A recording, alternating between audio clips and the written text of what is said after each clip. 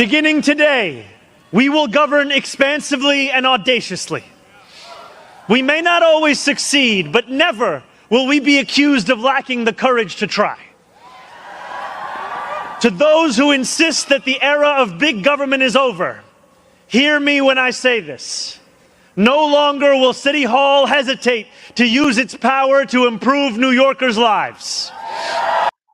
Well, it didn't take long for New Yorkers to realize what a colossal mistake they made back in November. The Zoran Mamdani administration hasn't even been in power for 24 hours, and it's already an unmitigated disaster. We're going to see why he's already disappointed so many of his now disillusioned followers and why the worst is yet to come. Greetings, everyone. Happy New Year. It is live stream Friday, our first of 2026, and what a year it promises to be. I am your host, as always, Dr. Steve, your patron professor, continuing to celebrate what you made possible back in November of 2024. So if you want a front row seat on how you continue to change the world in ways you never even imagined, make sure to smack that bell and subscribe button. As always, we got a jam-packed show for you today. Our super chats are up, so feel free to send in your comments or your questions. It'll be my privilege to read them and answer them during this live stream. Also, I do want to give a quick shout out to the sponsor of today's video, and that's our great friends over at Augusta Gold. Now, I just read a report that Americans are outliving their retirement savings, leaving more and more people in a doomed position, and that's because their retirement has been set up the same as before, using the old default strategies that haven't changed literally since the 1970s.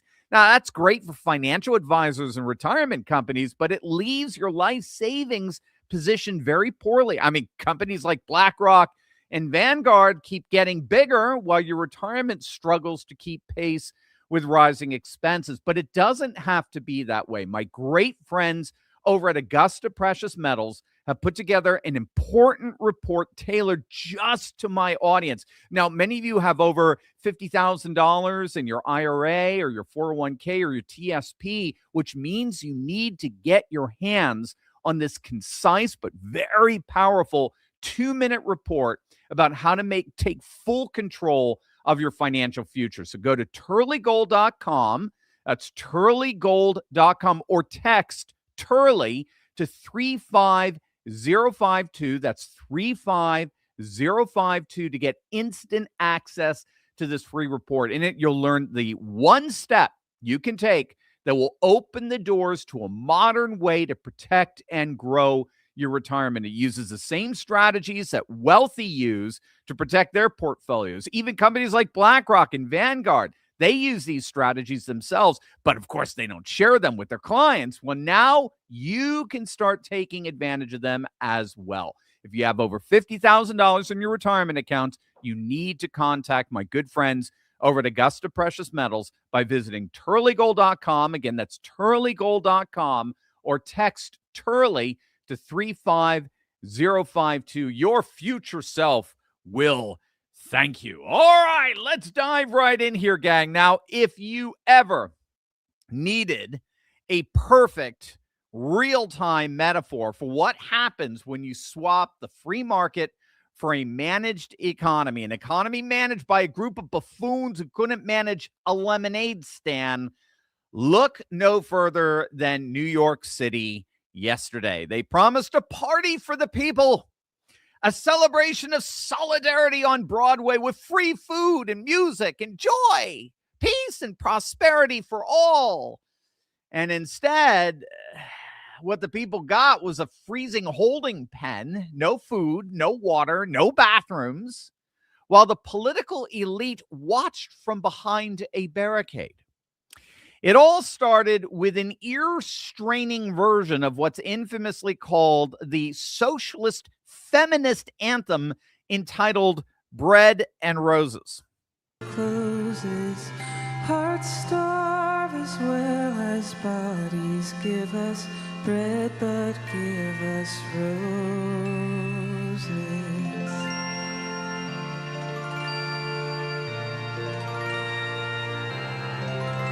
As we go marching, marching unnumbered women dead go crying through our singing their ancient call. No, make it stop. Make it stop. That was that was 30 seconds too long. I mean, what is it with these woke socialists? I mean, literally everything they touch turns to dung, and the King James Version would have it. And then Zoran Mamdani, the first avowed Democrat socialist mayor of New York City, didn't just take the oath of office. He gave America a preview of what a full-blown socialist state would look like in the Big Apple. I was elected as a democratic socialist, and I will govern as a democratic socialist. Together, we will replace the frigidity of rugged individualism with the warmth of collectivism. Well, that's right. You heard him say we will replace the frigidity of rugged individualism with the warmth of collectivism. Well, needless to say, there wasn't much warmth in yesterday's inauguration. It felt more like standing in a bread line in 20-degree weather while the commissars enjoyed the heat. Now, if you don't know, the inauguration was billed as a block party for the masses. Thousands of supporters showed up expecting the abundance that Mamdani has been promising them ever since he started his campaign. Instead, reports are that they were corralled in a metal pen stretching for 15 blocks. According to the New York Post, one Brooklyn resident told the press, quote, it's not exactly what I was expecting. I was expecting free food and music. And another attendee, a 25-year-old woman from Queens, was even more blunt. She said, I could have just watched this from home. It was a disaster. Now, of course, the rather reasonable question we might all have for these people is, why on earth would anyone expect free food and festivities in the first place? I mean, it was, after all, an inauguration, right? We were at the Trump inauguration back on January 20th. We filmed live from our hotel lobby just down the road from the Capitol, where Trump was being sworn in after they had to move the inauguration to the Capitol building. It was just too cold, but we didn't expect to be fed. It was certainly a festive atmosphere. I mean, everyone throughout D.C. was wearing their MAGA hats. We're all high-fiving each other as we walked by, but no one was asking, where's the free food? We attended the Liberty Bowl later that night. There was plenty of food and drinks there, but at the inauguration itself, why on earth were all these thousands of people so disappointed after expecting food? Well, again, I think it's a microcosm of what they can expect over these next 4 years. You see, this is the primary sales pitch of socialism. The state will provide. You heard it all throughout his inaugural address. The state will provide. The era of big government is back. The state will be your mother. The state will be your father. The state will be your grocer. The state is a giant Santa Claus that gives you all of this free stuff. You don't have to worry about your grocery bills anymore. You don't have to worry about paying rent anymore. You don't have to worry about healthcare or transportation or anything like that. All of that is going to be taken care of for you by the omnibenevolent and increasingly omnipotent state. Yet, on day one of this farce, the state couldn't even organize a hot dog stand. The people's mayor left the people shivering without basic amenities. And the kicker is, while the crowd was locked in, as it were, the VIPs, the donors, the celebrities, the inner circle, they all had their own separate area with heating. And they had their own private facilities to use. They had their own porta potties to use, as it were. You see, this is the Bolshevik style of governance that history warns us about. Equality in misery for the masses, luxury for the party members. It always happens. Socialism always starts with big promises and ends with breadlines. There's a direct line between the incompetence of this bloc party and the economic devastation that follows socialist policies. Look, it's not that Mamdani is necessarily a bad guy. I frankly don't have an opinion on the guy one way or the other. I mean, he looks about as, crooked as they come. Most of these socialists are. But regardless, it's not ultimately about him. It's not about a person. It's about a political philosophy. A political philosophy that ignores the fundamental laws of economics. It's about a political ideology that destroys the very engine that creates the food, the bathrooms, and the heating in the first place. The key critique of socialism comes not simply from its historical failures. It's not a matter of just, the disaster of the hundreds of millions of grave sites that have been left behind by socialist regimes. The key critique is that just socialism fundamentally misunderstands the human condition. It fundamentally misunderstands information and knowledge. And of course, it fundamentally misunderstands freedom. To me, the most devastating critiques of socialism come actually from the Austrian economist. Many of you may know him, Friedrich, Hayek, and his insights. If you ever read his Road to Serfdom, it's one of the most eye-opening book. I read it in college, and he had me convinced by like page 4. And he argued that socialism actually fails primarily because of what he calls the knowledge problem. So in a free market, if you think it through, I mean, you've got literally millions upon millions, if not hundreds of millions of individuals making decisions based on dispersed local knowledge that they have that others don't. How many of you have seen Milton Friedman demonstrate this whole structure with a number 2 lead pencil, right? I don't know if you've seen it. It's brilliant. I mean, I could do it for you. It's pretty simple, but if you think it through, you've got lead, you've got wood, you got metal, you have some kind of gum material for the eraser. Well, where do you get all that? I mean, it's put into a shape. I've got some kind of insignia printed on this. I mean, where do you get all this stuff? Well, it starts with a logger in Washington State cutting down a cedar tree. Now, he has local knowledge about how to operate a saw, which trees are mature. He has knowledge of his local geography. He doesn't know anything about the graphite mines in Sri Lanka or the rubber plantations in Malaysia. He's just working at the sawmills or whatever, to feed his family. And then thousands of miles away at the same time, you got a miner in Sri Lanka extracting graphite. Now, he has special local knowledge about mining safety and geology. He doesn't care about the logger in Washington. He's working for his own local wage. And then you got a factory worker in Pennsylvania managing the machine that glues the wood slats around the graphite metal or graphite lead. And he's got local knowledge about how to run the specific machine efficiently. Again, he doesn't know the miner, he doesn't know the logger.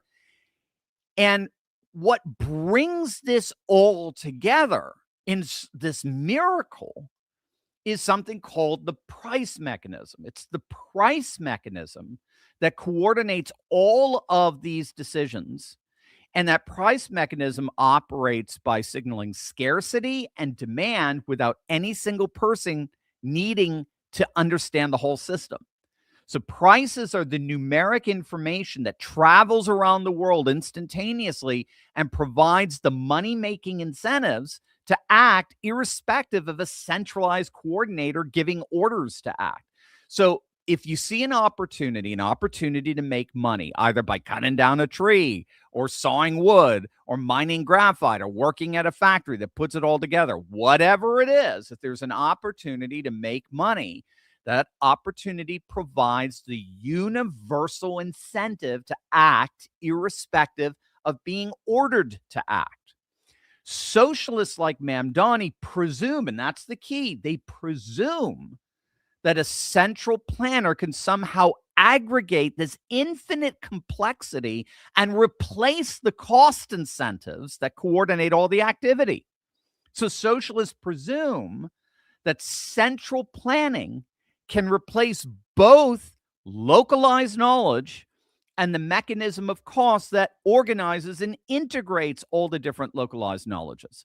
So not only do socialists lack localized knowledge, but they try to replace the cost mechanism through directives, through orders, through mandates, through laws, which populations don't necessarily respond to in the same way. Everyone responds to money-making opportunities in generally the same way. It doesn't matter if you're in San Francisco or Sri Lanka. If you have an opportunity to make money, you generally jump on it. Everyone responds to money-making opportunities the same way. It's just a matter of how many money-making opportunities do you have. But we don't all respond to orders and directives the same way. So by definition, orders and directives from a centralized planner can't replace the price mechanism as the basis for mass coordination. When the state abolishes market prices, it destroys the only efficient method of conveying information about resources. The result is inevitably shortages, surpluses of things nobody wants, and gross inefficiency, precisely because no bureaucrat can know what millions of people want and need at any given moment. And Milton Friedman famously dismantled the ridiculous moral claim that Mamdani keeps making, that somehow socialism is unselfish while capitalism is greedy, right? That's where he's talking about the warmth of collectivism, because we're so morally good versus the frigidity of rugged individualism. And Friedman argued that human beings always act in their own self-interest under any system. The difference is that capitalism channels self-interest into productive cooperation. You only succeed by serving others. Socialism, by contrast, doesn't eliminate greed. Can anyone say the word Minneapolis? Can anyone say, feed our future fraud? Socialism doesn't eliminate greed. It merely transfers it from the economic realm to the political realm. So in a socialist system, one that gains status not by producing value, in a socialist system, you gain status by accumulating political power and influence. I've heard it put this way, and this is something really beautiful. You might want to write this down. This is a quote from George Gilder, or I'm paraphrasing George Gilder. George Gilder, if you don't know, he was Ronald Reagan's favorite economist and futurist. Gilder is the one who said in the late 70s, when we all had the bulky computers, Gilder's the one that said, one day you're going to be able to put that into the palm of your hand, because he recognized, Moore's law, that our technology spatially shrank by half every 2 years or so. I was talking about this with someone the other day, a physicist, who said we've kind of hit the limits of that. But George Gilder was able, he knew one day we're going to be able to have a computer in the palm of our hands. We might even, make a phone call with it at some point. But he put it this way: capitalism always begins with a gift. Capitalism is actually a gift-oriented economy. Capitalism always begins with a gift because it always begins with investment. And then profit is the measure of appreciation and value that others find in the gift. And the ultimate expression of that is what's called mass scale. And to me, this is the irony behind what Mamdani is convincing so many New Yorkers of. Capitalism at its best scales products in such a way so that virtually everyone can afford to use them, can have access to them. Think of the internet. Think of Google, right? Think of email. The greatest capitalist ventures make virtually everything accessible to the most amount of people, if not all, precisely because the venture capitalists want to scale their product to the highest degree possible, which they can only do if it's affordable to virtually everyone. So this is why Amazon beat out brick and mortar stores, or why Uber beat out cabs, or why DoorDash beat out delivery. They can scale at levels previous businesses couldn't. But the key here is that scaling is the inner logic of capitalism. Scaling enables capitalist systems to benefit the most amount of people with the best products at the best price. And all of that begins with a gift. But if capitalism begins by giving, what does socialism begin with? What did that flowery speech proclaim in virtually every sentence yesterday? Socialism, by contrast, always begins by taking. It is the most selfish system imaginable. It always begins by taking, by literally stealing the productive fruits of others. It's an economy of parasites versus an economy of producers. And again, I'll bring it up. What have we been seeing of late in Minnesota? What do people naturally do with other people's money? You see, when you spend your own, when you have the privatization of capital, when you spend your own money on yourself, or your loved ones, your family, you're careful. You invest it. You want to protect it.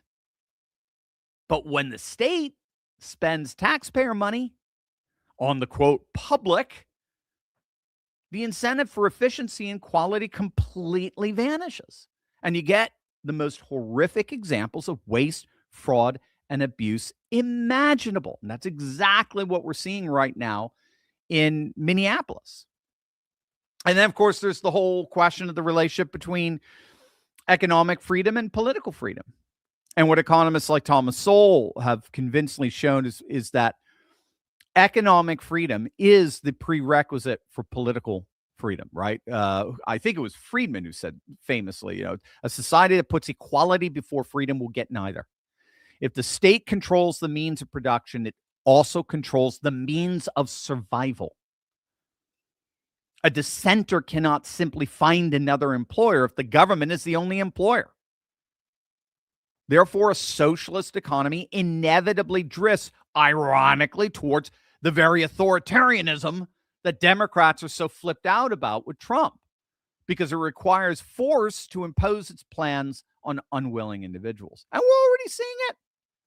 We're already seeing evidence of a socialist elite living high off of our tax dollars while everyone else starves. Wait until you see this. But first, gang, if you are just joining us, our super chats are up, so feel free to send in your comments and questions. I'll be happy to answer them on our live stream here as well. Also, studies show that over 90% of people abandon their New Year's goals and resolutions within just a few weeks. So this year, why not try something far more fun? And that's going to be to work much better. If you're looking for a new and better way to kick off 2026, why don't you join me and my good friend Pedro Adao in the 31-day Wisdom Challenge kicking off on January 1st. It's just started, but then you can get into it right now. It's a live 31-day immersion into the wisdom of God found in the book of Proverbs. It's live, it's free, and it's going to prepare you for 2026 like nothing else will. I've been a part of this for the past couple of years, and I'll be a guest speaker again this year. And I can tell you, from firsthand experience, it's incredible. It's wonderful. This is a wonderful way to start off the year. I love Proverbs 28:19. It says, the wicked flee when no one pursues them, but the righteous are as bold as a lion. As courageous patriots, we need to be equipped with even more boldness, wisdom, and righteousness in 2026. With all the political, global, and economic uncertainty, as well as the blistering pace of technological advancement, none of us really knows what 2026 holds. But what we do know is that you and I will be the best prepared to respond if we're equipped with timeless wisdom. Join me, Pedro, and 30 other faith-based teachers and impact makers in the 31-day Wisdom Challenge. It's absolutely free, and it kicked off yesterday, January 1st. You can join right now. Click that link below to register. All right, so we have the first official scandal of this new administration. Mamdani ran his entire campaign on tax the rich and eat the rich. And he attacked the American dream as a lie. Again, you heard this frigid, rugged individualism. Yet, as he was sworn in on his Quran, all eyes were on his wife. Internet sleuths instantly identified her boots. They aren't generic winter gear. It's not something you buy at Walmart. They appear to be what are called Shelley boots. They're pointed toe, wooden heel, distinctive stitching. You want to take a guess as to the price tag? $630. So how many of you have $630 pairs of boots? Plus, by the way, a custom luxury fur coat as well. Now, this is all an extension of what we did several months back, or what he did several months back when Mamdani threw a lavish 3-day wedding celebration in Uganda. Do you remember this? He was literally guarded by armed special Ugandan military forces, and he had his own private security detail, complete with mass military security, cell phone jamming systems. So he presents himself as a man of the people, representing this completely organic grassroots movement. All the while, we're finding more and more he's been bankrolled by Soros-linked dark money. He's whining and dining with some of the richest people on the planet. And he's exploiting people's economic pain for his own advantage. And by the way, for a lot of them, it's an economic pain that was self-inflicted, since New Yorkers have been voting in Democrats, at least certainly a Democrat city council, for decades. And as a result of all of this, businesses are literally fleeing the city as we speak. We did a video on this a few days back. New York City is experiencing really nothing less than a mass business exodus like they've never experienced before. I mean, get this. New York has gone from hosting 128 Fortune 500 companies to now less than half of that, to just 50 today. 128 Fortune 500 companies to just 50 today. New York has lost an astonishing 60% of its Fortune 500 companies in a matter of a couple of decades. Meanwhile, Texas now has 54 Fortune 500 companies, and that number is climbing. Florida has 22. And as a result, the financial services sector, the lifeblood of New York's economy, is hemorrhaging jobs. In the first half of this year, so we're talking from January, or the first half, I got to get used to this now. The first half of last year, 2025, from January to August, the financial services sector in New York lost 8,400 jobs. In that same time frame last year, it had gained, so that'd be 2024, it gained 6,400 jobs. So that's a 15,000 job swing in the wrong direction. JP Morgan Chase employs nearly 32,000 people today in Texas, as compared to just 24,000 in New York. JP Morgan Chase, I mean, that's like the face of Wall Street. The company that defines Wall Street has more people in Texas than Manhattan. But what makes this all even more astonishing is that this Democrat-induced disaster was actually happening before New Yorkers voted in Zoran Mamdani this past November. Mamdani, of course, ran on a democratic socialist platform, and he's doubling down big time on it. And as part of that doubling down, he's been promising to raise taxes on corporations and wealthy individuals. And so, since November, the corporate exodus that's been devastating New York for 2 decades only accelerated. So it's being reported that relocation attorneys in the state of Florida are reporting an unprecedented surge in inquiries. Corporate filings data obtained by Florida news outlets revealed that multiple New York companies filed relocation paperwork in just the weeks following the election. In fact, they're calling it the Mamdani migration. It's an unprecedented number of left-ugees, as we like to call them, both residents and businesses, that are officially leaving the state, and they're not coming back. It's not about culture. It's not about geography. It's not about the weather. It's about money. Basic, brutal economics. That's literally a rake that socialists step on every time it's tried.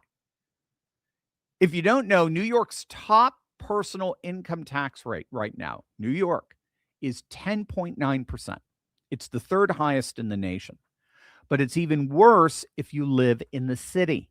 There you're going to pay an additional 4% in New York City taxes. That means a high-income earner pays nearly 15% of their income to the state and city, and that's on top of federal income tax. So a person earning $200,000 per year pays approximately $13,000 more in taxes in New York than they would in Florida. That's $13,000 that they can, invest. That's $13,000 that they can save. That's $13,000 that they can spend on their economy or on their kids, except it's going to Albany and City Hall. For businesses, it's even starker. A company with $1 million in profits faces a corporate tax rate of 6.5% in New York. Again, that's on top of federal. It's sometimes higher with additional business taxes. In Florida, the corporate tax rate is 5.5% with zero state income tax. According to analyses, a firm moving from Manhattan to Boca Raton would save approximately $7.5 million a year on taxes, rent, and labor costs, a 22.5% reduction. And Wall Street professionals are acutely aware of this. And the problems for Mamdani just keep compounding. Every company that leaves New York City does what? They take what's called a multiplier effect with it, right? Multiplier effect, write that down. So JP Morgan's 32,000 employees in Texas, they don't just reduce Manhattan's direct tax base. Those 32,000 workers aren't eating lunch at Manhattan restaurants. They're not paying rent on Manhattan apartments. They're not shopping at Manhattan stores. They're not using Manhattan's subway system. And as a result, commercial real estate in New York is collapsing. Manhattan office vacancy rates have been climbing for years, but that exodus is only accelerating since Mamdani has been elected. Lower occupancy means lower property tax revenue, exactly what the city needs more of right now, especially if Mamdani is going to keep all them promises, which she's already breaking. But because corporations and wealthy individuals are leaving, the ripple effects are being felt everywhere. Service providers from law firms, consultancies, tech vendors, accounting firms, they're all facing reduced demand. They're either going to have to downsize, or what is far more likely, they're going to follow the money. They're going to follow their clients south. And as a result, the economic doom loop only intensifies. And that brings us to the final piece in this disastrous puzzle, and it's the most ironic one of them all. All of this creates what economists call a catastrophic concentration risk.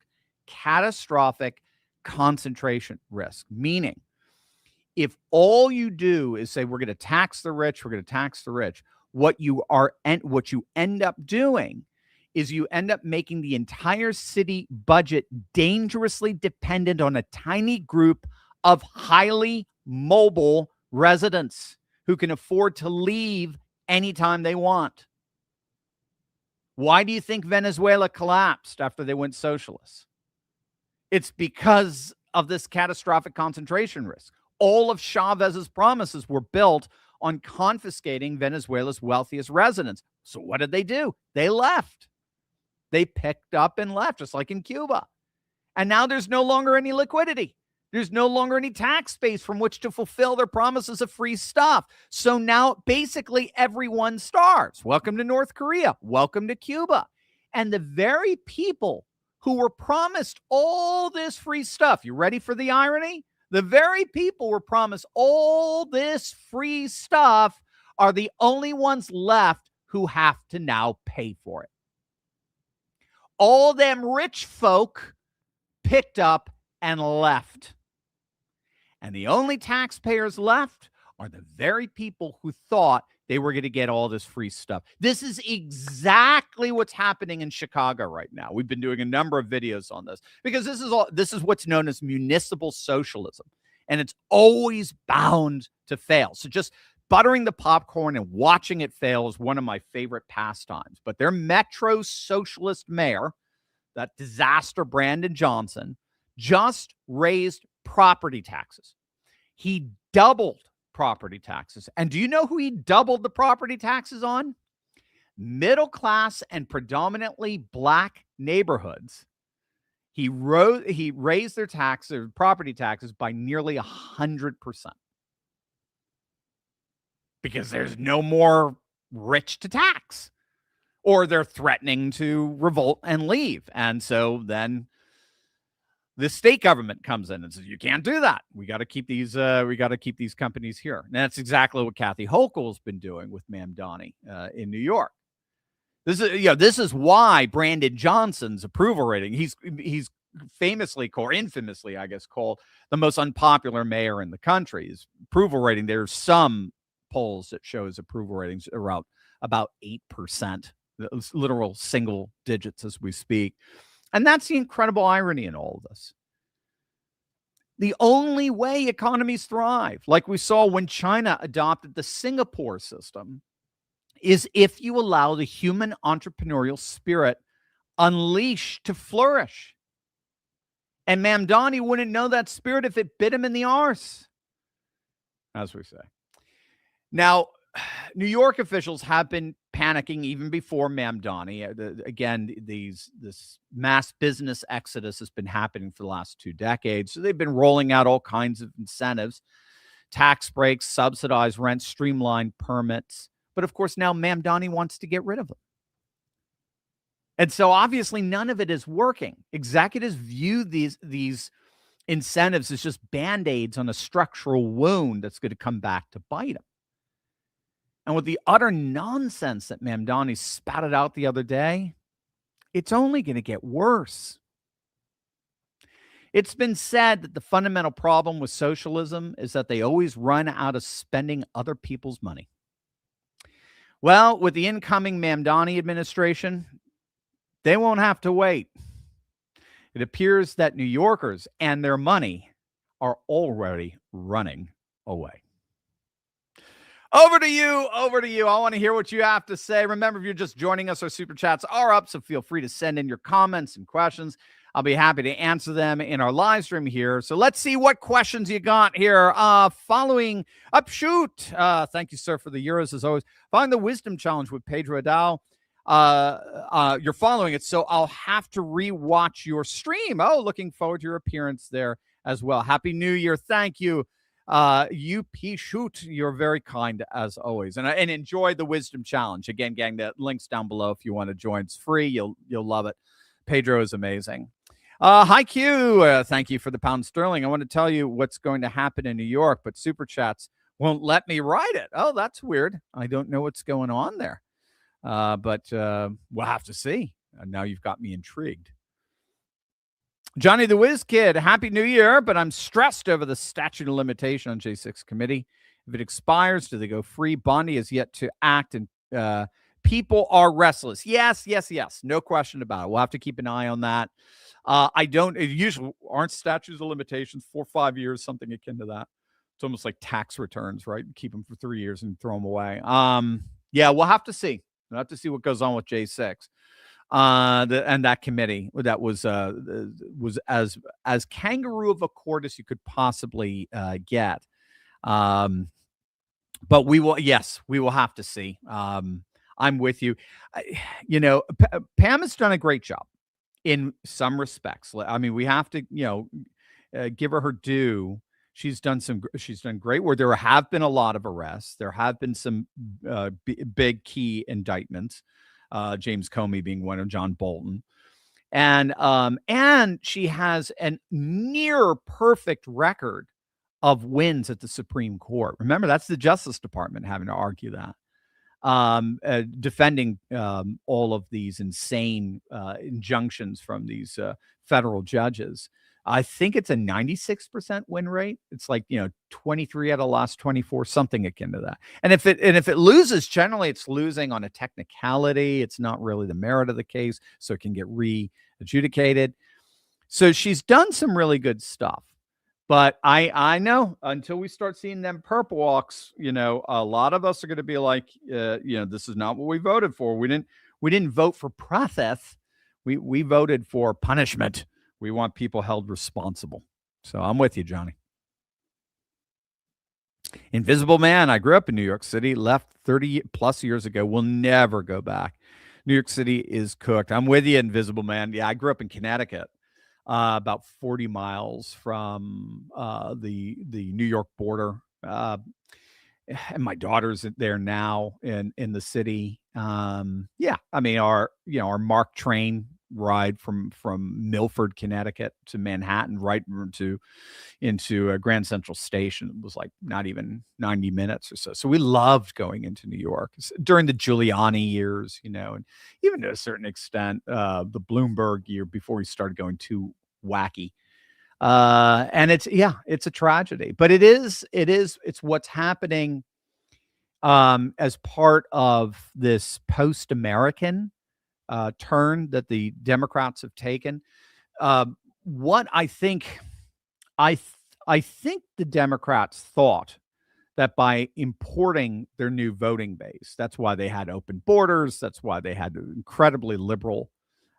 We had incredibly liberal immigration standards and so on.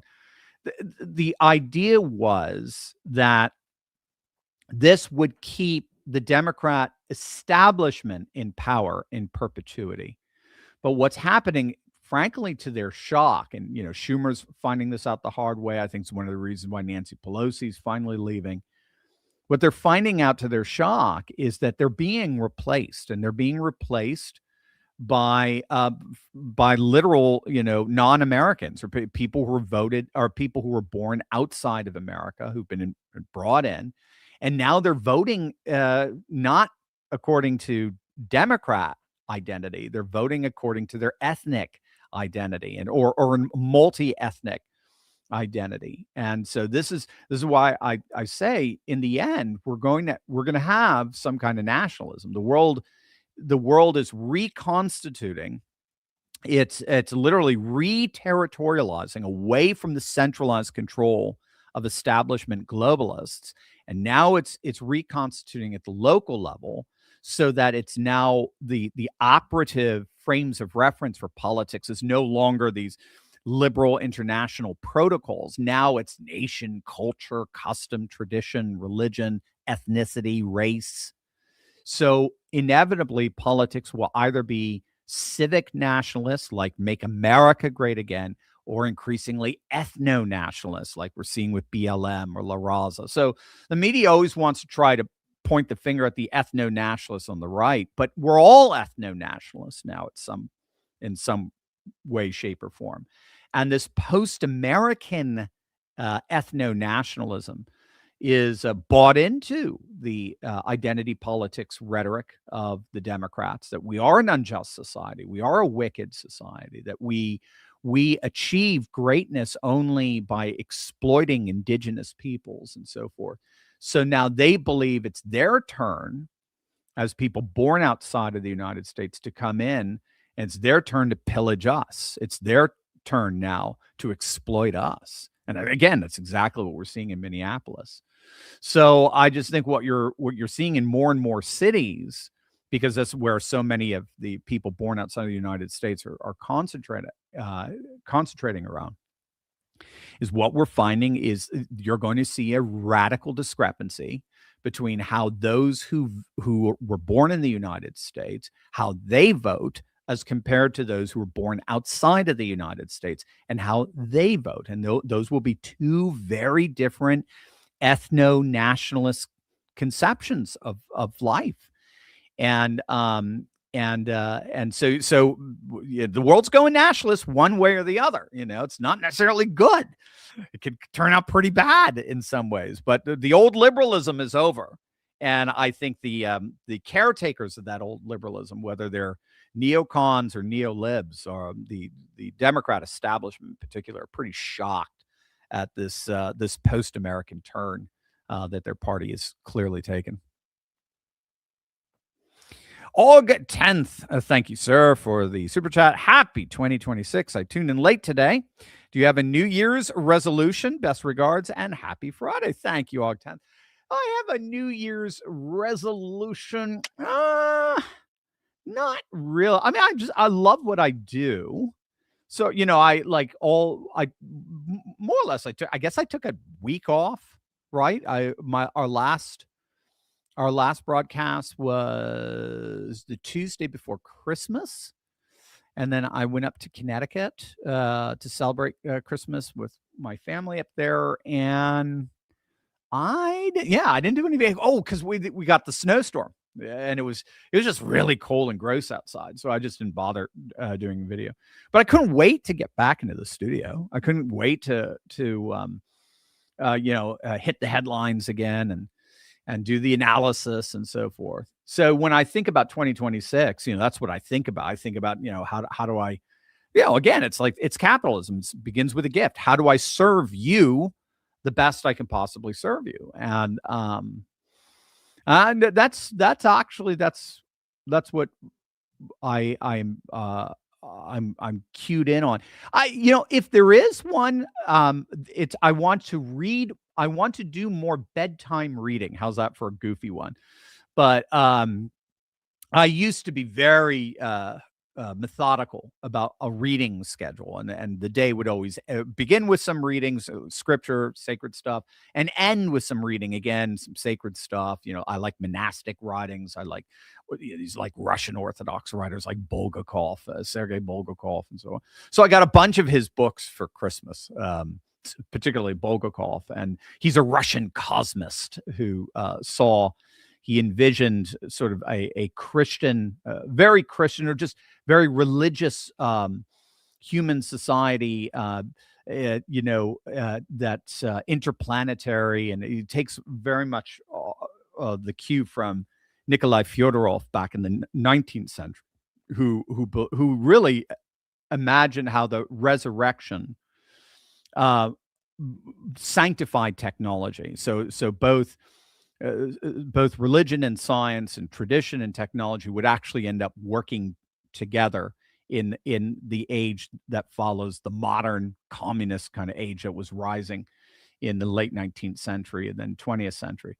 And he was right. He said these guys saw this archaeofuturist world. So I wanted to dive more into their writings. We've also talked, and you're getting my head spinning. Maybe I'm making my New Year resolutions right now. But we've also talked more. We've talked about doing some more book studies. So we did the Abolition of Man one, and one book study I would like to do with you guys. Tell me what you guys think about this.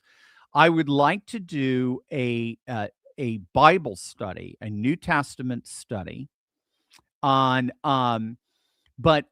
terms of how it impacted Western civilization. So these would be like, looking at the great feast, just looking at like Christmas or Easter, or the Annunciation, the Transfiguration, or Pentecost.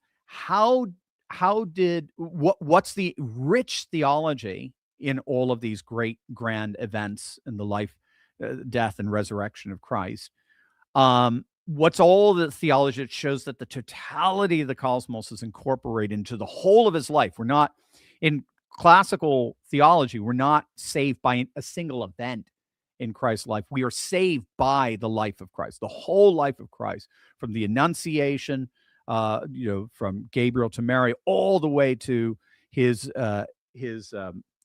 resurrection and enthronement, the ascension, and then the birth of the official birth of the church and the new creation, Pentecost. We're saved by the whole events of his life. And so I'm really fascinated. I've been doing a lot of reading on how those events help to shape Western civilization, how those events help to shape our calendars and our festivals. Obviously, we just celebrated Christmas, and that's huge. It's a huge part of Christian civilization. So I'm thinking of doing a study with you guys on that, and maybe then publish it as a book or something by next Christmas on the glories of Christian, the New Testament and the glories of Christian civilization. So I've got all kinds of ideas always working in my head. So we'll see what we can do with that. Thanks, Og10. Let me know what you guys think. David, Dr. Steve, were you aware that big tech companies are actively positioning themselves to do what the WEF failed at? Memory and computer components have had price increases 200 to 500% because the biggest AI pushers are investing in data centers. Components have been stockpiled in warehouses. Microsoft, NVIDIA, et cetera, all switching to subscription-based services that can be revoked if you say unnice things. Own nothing and be happy, and no recourse for those of us without the money to spend. Well, we're definitely have to keep an eye on that for sure. That's not good. That's the thing. It's very interesting. And this is what these archaeofuture theorists, I think, really nailed. They really understood this. If all you got is technology, you're going to live under an authoritarian regime, because technology is fundamentally about control, right? Right now, you could control this live stream with just a press of a button. You control light being turned on with the flip of a switch. It's about control. It's about manipulation. It's about manipulating things. But what happens when you live in a technocracy, right? Where you're basically being ruled by a tiny, small elite of technocrats who exercise mechanisms of control. Well, you're inevitably the object of that control and that manipulation. So that's why you've got to have spirit. You've got to have religion as part of this. Now, I know you can have a technocratic religion, but you've got to have a classical religion. One of the great religious traditions in history is basically 7 of them, as I understand it. Who came up with? I think that was Sam Huntington. Right, is 7 civilizations. I mean, you could probably do 8, 10, however you want to slice it. But you've got to have the great wisdom traditions that put you in touch with eternity, and therefore put you in touch with an absolute non-negotiable vision of humanity and human freedom and human flourishing. And if you don't have that, then we end up basically becoming objects of manipulation by technocrats. So we have to be very, very careful about that. But ironically, the way we're saved by that is not by getting rid of the technology. It's by bringing technology and tradition together. Maggot 20 forever, Dr. Steve. I heard Sidney Powell, Seth Keshel, Patrick Byrne, and even Trump himself refer to finding all of the massive fraud in 2020 elections and understanding how they accomplished everything. What do you think will be revealed, and will these revelations be used to secure the accuracy of the 2026 midterms? Great question. Okay, so I've been following Seth. We've had Seth on the show, I don't know, half dozen times. Seth is great. I subscribe to his Captain K's Corner. If you guys don't, make sure you subscribe to his Substack. It's wonderful.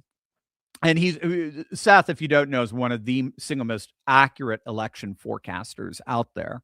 And he smelled a rat with 2020. He knew, he had all the data in front of him of what was going to happen in 2020. And then when you had this flood of 4 or 5 million voters who just never showed up before, right? So you'll see something like, Obama gets 75 million votes and Hillary gets, 76 million. And all of a sudden, Biden gets like 83 million, or it's just this insane number of votes. And then they all disappear in 2024. Well, Seth knew it back then in 2020, something was awry. The big argument is going to be the way they used ballot harvesting and faulty ballots um, and flooded the 5 states that Biden needed to win if he was going to win that election. He needed to win Arizona, Georgia, Wisconsin, Michigan, and Pennsylvania. And remember, Biden underperformed in that election. It was a very shocking. We predicted he would. We didn't think the polls were even remotely accurate. And we had good reason to. Rich Barris and a number of others were saying, no, this race is pretty neck and neck. This isn't going to be a blowout. I mean, what was it? I think it was the Washington Post that had Biden up by like 17 at one point. I mean, it was just absurd. And but those were there to cover for the fact of what they were doing in those 5 states. And what they were doing is, as we saw, like in Pennsylvania and Georgia, is they were flooding them with mail-in ballots. So I'm not too up on like Dominion or the electronic stuff. That was more Mike Lindell's shtick. What I was fascinated with was the what just caught my attention was the radical discrepancy between the amount of votes Biden got by mail. Remember, 70% of votes that were cast in 2020 were cast by mail.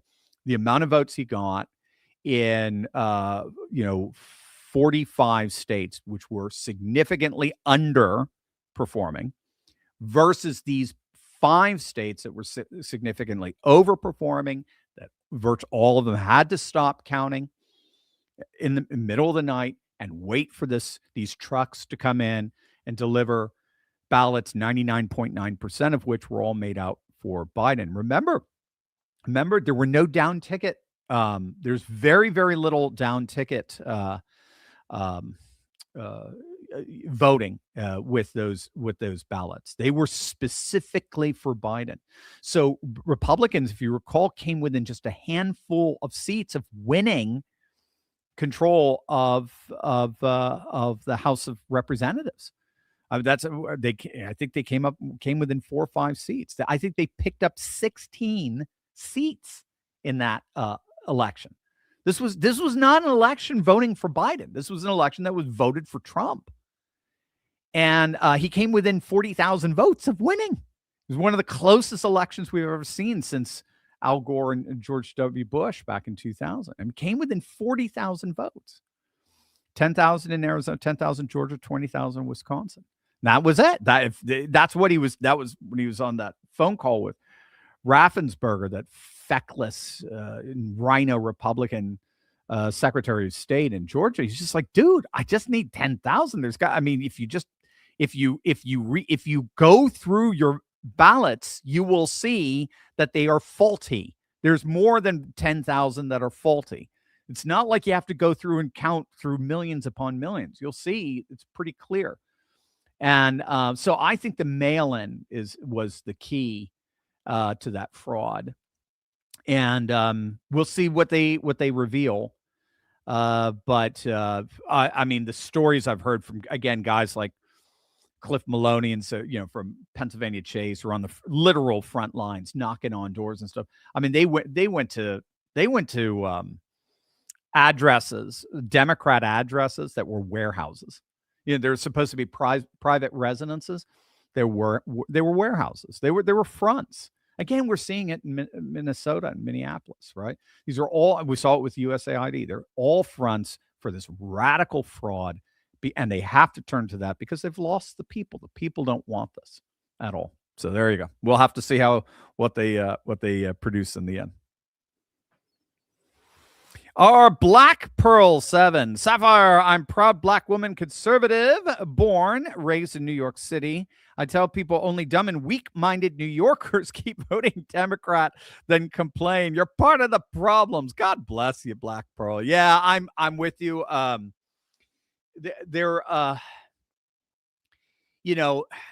It's, if you think it through, the left has mastered a very seductive rhetoric that tells their constituents that that the establishment or white systemic racist system is what's oppressed you, and we're going to rescue you from that system.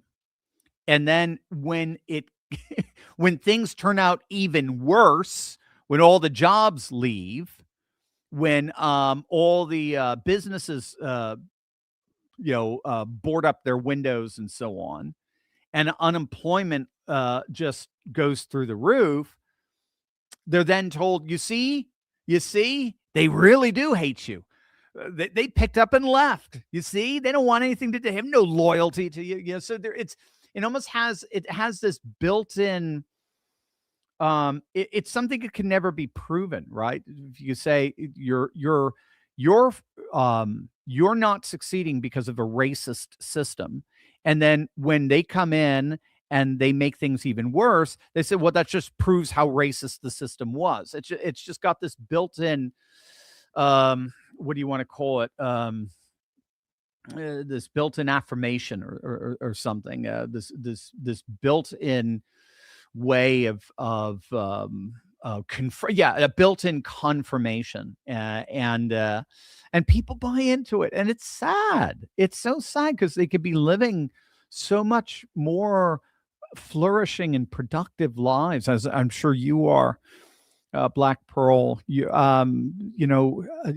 could be achieving dreams. They could be leaving legacies for their kids, and instead they're wallowing in the squalor because of the politicians aren't poor. Politicians are doing great. They're living their best life. So it's just tragic. I'm with you. I spent a lot of years in Baltimore. That's where I met my wife, and I used to work at the George Peabody Library, and they had an exhibition on Baltimore in the 19th century. Baltimore, if you don't know, Baltimore was the premier city in the country. It was bigger than New York. It was bigger than DC. Its port was the busiest port among all the coastal cities, the Atlantic, and it grew to well over 1 million people, 1 million residents. And then it just after year after year after year of Democrat mismanagement, it's barely 500,000 people now. I mean, it's literally shrank in half. And I've tried to gentrify it. If you've ever been to the Baltimore Harbor, it's so beautiful. It's a wonderful place. But then you got the inner city literally just across the street. And then the inner city kind of pours into the inner harbor, and that brings kind of, inner city hostilities and so on. And it just ends up just destroying itself. The family's completely broken down there. There's no family structure, and the church is so awash in what's called liberation theology, which is just baptized Marxism. So they just parrot what the politicians are saying. That's why you always get Democrat politicians in the pulpits in the inner cities the days or weeks before the election. So I'm with you. It's a disaster. And I love it. You're right. They are, in the end, voters are getting what they vote for. Bottom line, they are the problem. You got it.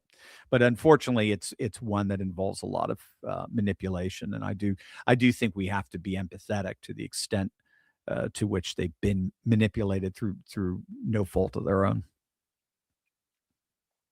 Terry, Dr. Steve, what states do you advise people to move out of or into? Oh my.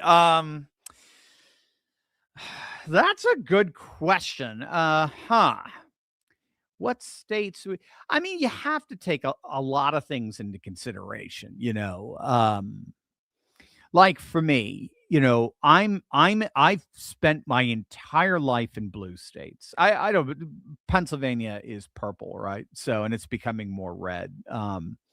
So maybe Pennsylvania, eventually it's because its tax policies suck. I mean, it's tax policies, it's cost, it's gas. It's just ridiculous. I'm in Delaware, and I'm just a few minutes from both the Maryland and Pennsylvania state line, and the gas just goes up astronomically when I cross the line. Things are pretty cheap in Delaware. But one of the reasons why I'm here, why I spent my life in Connecticut, then Maryland, a little time in Pennsylvania now, and then Delaware when I was teaching at the classical school down here. But one of the reasons why I stay, and I get asked this all the time, why do you stay there? It's because the people I love are here. It's that simple. People I love are here, and I like being close to my family. I like being close to the people that I love. So I probably. Yeah, I probably couldn't handle it if I were in Jersey or New York. Certainly not New York at this point. I probably couldn't. I'd try to find the best place to live closest to the ones I love. Maybe that's probably the best. I mean, so if you want like just standard, Steve, just give us something tangible to work with. The three, 4 key states that I've read that people are just running to right now are Florida, Texas, Tennessee, and North Carolina. Interestingly enough, and again, it's making North Carolina more red. It looks like this week may be historic. That we may, I think the Democrat voter registration. Oh yeah, this next week will be historic. The Democrat voter registration advantage in North Carolina. North Carolina has always been a Democrat state, always, from its very inception. Is I think 50. There's now officially 50 more registered Democrats than Republicans. And then keep in mind that North Carolina is notoriously difficult in terms of polling because it has an inordinate amount of Democrats who vote Republican, particularly in our federal national elections, and they just never switch parties. They're old school Democrats, that kind of thing. So anyway, so we may be seeing history in the next few days where the Republican voter registration juggernaut that's happening in all 30 states that track voter registration by party. North Carolina is one of them. Looks like they will officially surpass the Democrats. It's very, very impressive. So, and then there's some residual. Well, I wouldn't say residual. There's been a lot of growth in states like Idaho, if you can stand the winters there, and sort of that redoubt region. So Idaho, Wyoming, Montana. Again, very super conservative. You buy a lot of property out there, live quite well. A lot of new Californians have left and come to Idaho. But again, there seemed to be at the beginning a lot of leftists, but now it looks like they've been completely overwhelmed by conservatives who are just sick and tired of living in California. So there you go. Those are, I mean, any red state will do. Any red state will be a strong defender of faith, family, and freedom. In the end, particularly at local, the governors are generally kind of wishy-washy, like DeNitwit in Ohio and people like that. But generally speaking, you're going to have very strong, powerful patriot fellowship like we have here in the Philadelphia region, particularly in Lancaster area. They're amazing. That's Mastriano country. I mean, it's wonderful to breathe. So I would say in the end, just try to find the best state that aligns with your values, closest to the ones that you love. That would be my advice. So whatever, I didn't say whatever state to move out of. I mean, I don't know how you can live in California at this point. I don't. I mean, I'm looking at the gas prices and I'm like, I don't know how you can live in New York with Hochul and Mamdani duo there. I don't know how you can live in Massachusetts. How do you get represented? But then again, look at Delaware's representative. So yeah, we all have to make the best decision we can. But I would say California just continues to be a disaster. I don't know though. More and more people are stating, particularly the Latino vote is defecting. They're voting more and more Republican out there. So that's killing the Democrats. So maybe, stand your ground and fight. But certainly, certainly, if you're in New York City right now, this is probably a good time to get out. Everett, we need an economy that helps young people succeed so they don't become socialists. Absolutely, absolutely. That's part of Trump's affordability pitch, and he has to focus on that. And you know what, too? He has to focus on getting back our school culture, our education, because our kids are being taught to be socialists. Our university professors are socialists, and the vast majority of our I would say, of our K to 12 teachers are certainly leftists. And leftism, in the end, is this collectivist socialism, the collectivism of identity politics, the collectivism of economy, and we're going to have to reform that system. Now, it's hard at a federal level. That's hard because most of our education is state run, and so it is incumbent on red state governors to do exactly what someone like Ron DeSantis has been doing. That's cracking down on these left-wing lunatic ideologues disguised as teachers who are turning our kids into socialists. The other thing too, Everett, is socialism has its own. Socialism tends to refute itself. When your prices go up, when your choices go down, when nobody wants to live there, and the jobs disappear, and then all of a sudden you're the one stuck with the bill, like people in Chicago are finding out. That's when they tend to have a change of heart. So they find out that socialism is a lot worse than whatever issues they were facing prior to it. But you're right, no question. Thought provocateur. Mamdani is the start of the Islamization of the United States. Yeah, it's you're making a very good point there. I wouldn't say the Islamization of the United States. That we're a big country. You're not good luck Islamicizing Texas. They've tried, and they've hit brick walls very quickly. Good luck doing that in Tennessee, in the Bible Belt regions and the like. They have no problem affirming their Christian identity. What we're seeing, though, is it is part of the post-Americanization of the Democrat Party. And the Democrat Party is being taken over by foreign-born constituents. And a very significant number of these foreign-born constituents who do get into Democrat politics, are Muslim.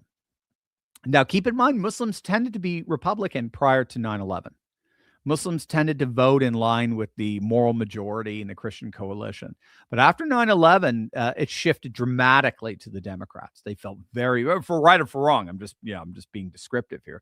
Just, we know from studies on this that if I recall, George W. Bush had won Muslims in 2000 against Al Gore by like a margin of like 30%. In 2004, Kerry won them by a margin of 30% or so, and we've never gotten them back until, ironically, Trump in 2024, when the mayor of was it Dearborn or Hamtramck endorsed him, or this whole Muslim city council of Hamtramck had endorsed Trump as basically a slight against the Biden administration's pro-Israel stance. But that said, from 2018 onwards, so this is when Rashida Tlaib came into Congress, this is when Ilhan Omar came in. From that point forward, the Islamic politician in the Democrat Party seemed to have a way of galvanizing the non-American, or those voters who were born outside of America, non-native Americans, I should say. I think that's the technical term. It tended to galvanize them. They tended to be a symbol of really pushing back against an unjust, racist society. as they were taught. And so it does appear that the Democrat Party, ironically, is going through a process of Islamification, or how did you put it? Islamization. It does look like that. You should use a Z, shouldn't you? No, right. That's the British spelling. I had to do my PhD. My PhD was done in Durham University. I all the isations and I's and also for all had to be ISAT. I had to get rid of all my Z's. I had to use British spelling. But it does appear we are seeing the Islamification of the Democrat Party in a way we're not seeing in the Republican. And they're winning. And the irony, though, is when they win and they get real political power, the irony is they actually begin to govern conservatively, but conservative in terms of Islamic values. So Dearborn, Michigan, or sorry, Hamtramck, all Muslim city council, one of their first acts after they came to power was to ban the pride flag from flying in all public on all public buildings and public property.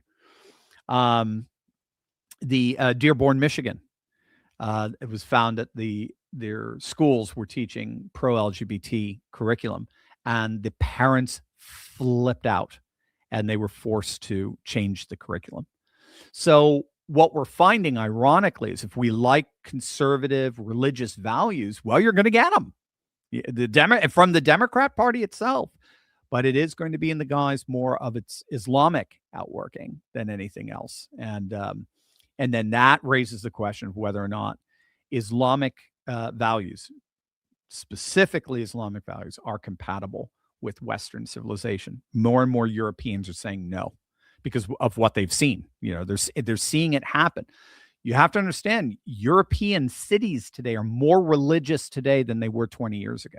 But it's because of this massive influx of fundamentalist Muslims coming in. So you see it among Pakistanis, for example, in London, and Algerians in France. And they don't tend to intermarry, and they certainly don't assimilate. And then they just wait till they concentrate enough power where they can start really asserting themselves. And they'll always use tolerance. They'll always use the left wing's rhetoric as a means of achieving power. But once they achieve that power, it's the left wing that they get rid of first before anything else.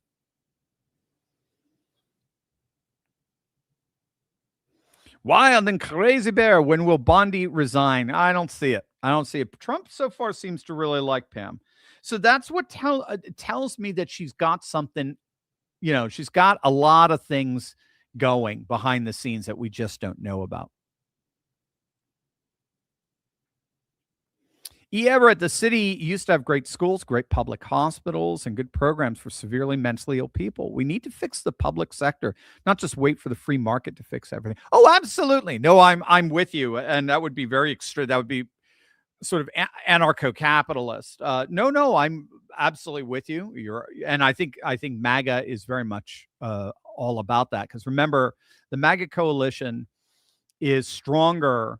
The populist right is stronger than the Mamdani populist left or the Sanders populist left, precisely because we can pivot to the left on economics like they do, but we can also pivot right on culture in a way they can't because of their devotion to wokeness.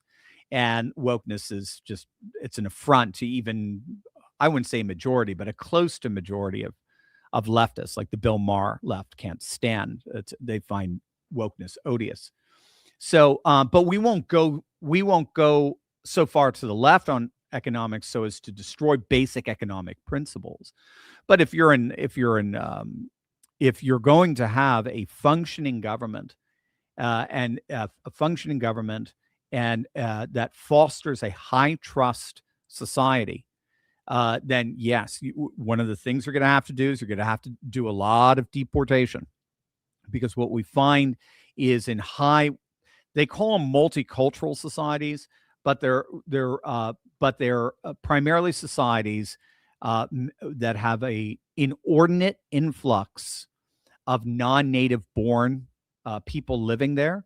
And there's a study from Sweden that found that trust levels in their society before 2015 were very high. Then after they call it the refugee crisis of 2015, after millions of Northern Africans, Middle Easterners came into Europe, they found that just a few years after that, the trust levels imploded. I mean, they dropped by double digits. People don't trust someone who is the stranger, as it were. They just don't trust. It's a natural human psychological response. It's been confirmed over and over again. And in a nation that has lots of strangers that the mind interprets as a stranger, that's going to be a very low trust society. So if you want a high trust society, you got to ratchet up those deportations, which they're doing. They're right. We already have 2.5 million. Tom Homan says this could be even more, since we're going to have a big, beautiful bill, basically doubles or triples ICE agents over the course of the year, and doubles and triples all the holding facilities and so forth. So we just didn't have an infrastructure over the last year for mass deportation. So that in of itself would do a lot. And then, yes, you're going to have to get rid of the waste, fraud, and abuse. And the government is going to have to be able to function in a way, ironically, like what Elon Musk helped to do.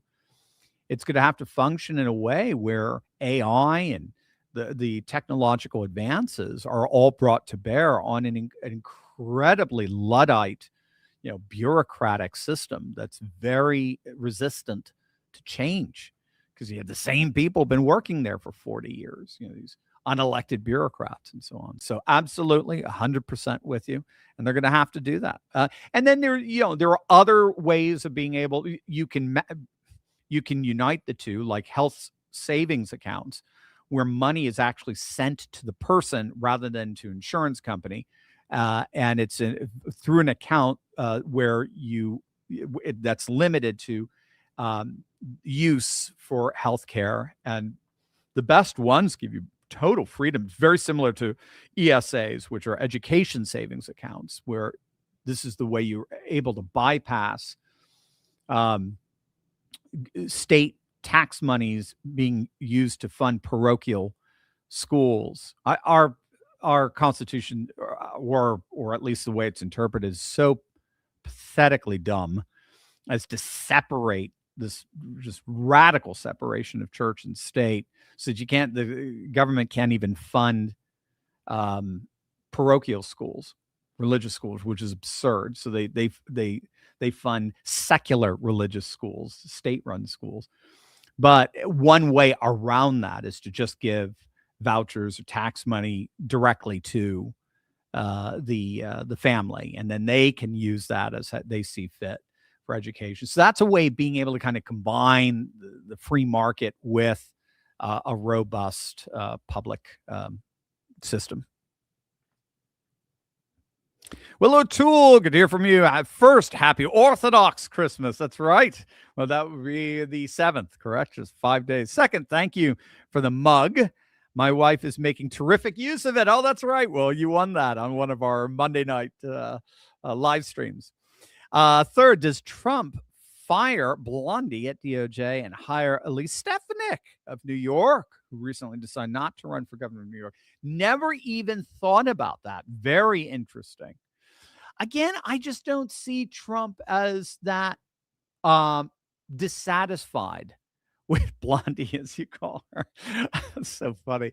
I don't. And it's not to say he shouldn't be. I mean, it's just, I'm just being descriptive with it. Good question. I don't know I think it's a little far-fetched, because again, I don't see Trump as dissatisfied or disappointed with Blondie, as you call her, just yet. We will see. I think we'll know in the first few months, the first quarter of this year. We'll get a sense of it. Again, you have to keep in mind a lot of things are going on behind the scenes they can't talk about, and it just seems that Trump is satisfied with that. RT Corp, great to hear from you. Oh, great and learned patriot professor. A communist celebration had no food or bathrooms, and we're surprised. I'm smelling sarcasm, OT. ROT. Yes, I know exactly. That's kind of the point of what I was making, is that this is the socialist lie, as it were, in microcosm. Again, I've talked about, I have no problem with a muscular government. I have no problem with a government involved in health services or welfare services or anything. I'm not a tiny, shrinky, libertarian guy. Although, but I tend to be what's called an economic nationalist, which means that the economy must be subservient to culture.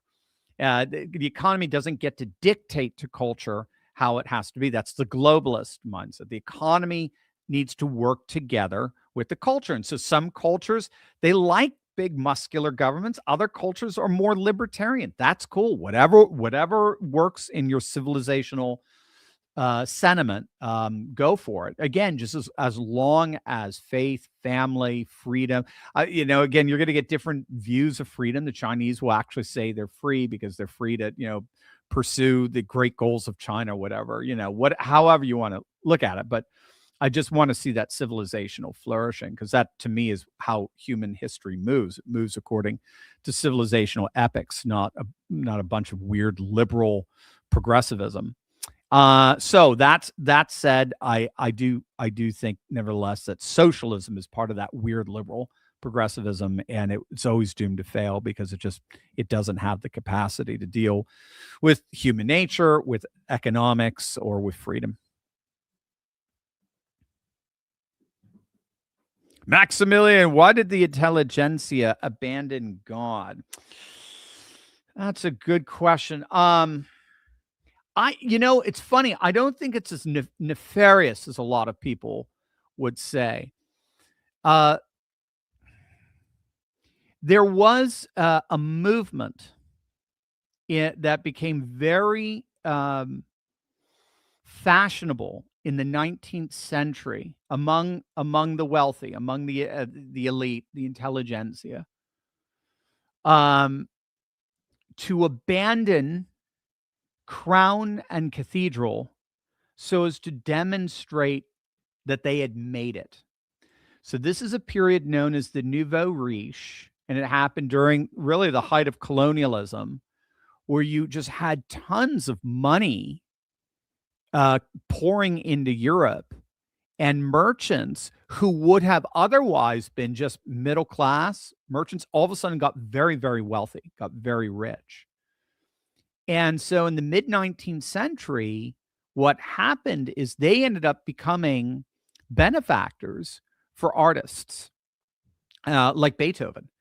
Prior to that, if you wanted a benefactor as an artist, musician, or painter, whatever, where'd you have to go? You either had to go, or combination of the two, to the monarchy, or you had to go to the cathedral, right? You had to go to the church. And with the Nouveau Riche, you didn't have to do that anymore. So Beethoven would borrow money from these guys and rent out an entire concert hall himself, and then sell the tickets. So he became literally the first traveling artist. Niccolo Paganini, the violinist, did the same thing. They were the first, touring musicians. Bach never left his town. Right? He played for his church, and he taught Latin and music at a school. He had 21, 22 kids. Mozart didn't travel very far. It was in the 19th century that you have all these artists traveling and so on. And what became fashionable, certainly at the beginning of the 20th century, what became very fashionable was you showed that you had made it. You didn't need the church or the state. You didn't need cathedral or crown. You showed you'd made it by mocking them. You showed you'd made it by being extremely derogatory towards them. So we started seeing art that was very derogatory towards the church, very derogatory towards the crown, that went together in Europe. what we found is that even that reached the nouveau riche themselves, the intelligentsia themselves. They developed a discourse that really started to hate Western civilization, and they found themselves more enamored by the sort of, exotic visions of the places that they were colonizing. So I mean, almost everybody had something, down south in the Caribbean, right? French, Spanish, British, Portuguese, South America, Dutch, right? St. Martin's is both French and Dutch. Haiti is French, and then its neighboring is Dominican Republic is Spanish. So they started thinking very exotically about life outside of the West, and really just threw away the great traditions that made the West so wonderful and actually gave them the sumptuous lifestyle that they were enjoying. They ended up more or less sawing off the branch, the limb they were trying to sit on, trying to push the bus they're trying to ride on. And obviously didn't turn out very well with the world wars, the two world wars that engulfed the continent. But the rhetoric is still there among our elite. If we're truly independent, if we're truly, everything liberalism promised us to be, then we're going to hate both crown and cathedral. So I think that's one of the reasons, at least. Rock Dog, Dr. Steve, I thought the Democratic Socialist theme was the national anthem of the Soviet Union. Coming out and saying you're going to govern like a Democrat socialist means you're going to be a dictator. Good luck with that. They have a DEI fire commissioner. It's never been a firefighter. Does this clown actually think that the state of New York is going to give him money for his ridiculous streams? No, he's learning that the hard way. I mean, he talks one way in front of an audience, and he talks a very, very different way behind the scenes when he's begging Kathy Hochul for money. Because for those of you who don't know, the New York State Constitution doesn't allow for any tax hikes outside of Albany. Albany, the state legislature has to, and the governor have to sign off on tax hikes. So Mamdani can't raise taxes. He can request taxes be raised, but he himself can't raise taxes. And they're losing so much business right now, and they're losing so many residents. I mean, they're losing electoral college votes. They're losing representatives for the next census in 2030. So there's really not a lot he can do at this point. We'll see what he can try to get away with, with what he's got, basically. Thank you, Intellect. I like that. For the super chat. Very, very kind of you. Mark Overman. Thank you so much for the super chat. Hi, Dr. Steve. This is the first time I've watched you live. I know I'm late to the party with this comment, but I've been upset with question 1 in Maine and how they worded it. I didn't have enough space to paste it here. Yeah. Let me see. Question 1 in Maine. See if that rings a bell after I look this up. And so obviously it's a referendum, right? Question 1, Maine. Oh, pops right up. Good. Maine Citizen Guide to the Referendum Election. Protect absentee voting in Maine is a direct attack on. Oh, good. Okay, yeah. So it's a requirement of voter ID. Yeah, and where did it just get knocked down? Wasn't it in Vermont? Let's see, where did voter ID lose? It was ID lost. No, it's gonna tell me what to do if I lose my voter identification. Referendum loss. Where did it lose? No, it was Maine. Okay, so yeah, so that was number 1. All right, so that's all right. Now it's all coming back. Yeah, I heard about that.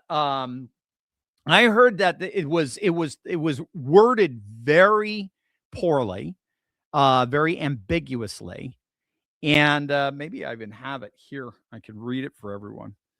And yeah, and it went down. Voter identification referendum wording, and it went down, which is very rare because it's even popular in California. Secretary of State. Is your Secretary of State probably a Democrat, I'm assuming? Shenna Bellows. She's the one apparently who worded it. The wording of the Citizens Initiative question is an act to require an individual to present photographic identification for the purpose of voting will be, do you want to change Maine election laws to eliminate 2 days of absentee voting, prohibit requests for absentee ballots by phone or family members, end ongoing absentee voter status? I mean, this is insane for seniors and people with disabilities. Yeah, so this was meant to, it keeps going. Ban prepaid postage on absentee ballot return envelopes, limit the number of drop boxes, require voters to show certain photo ID before voting, and make other changes to our election. I mean, if that was the final referendum question, it was designed to fail. And that's what makes these leaders such pricks. I mean, they are. Right. Don't you know the difference between, I'm sorry, forgive me, grandmas, I'm sorry, but what's the difference between a caucus and a cactus? A cactus has the pricks on the outside.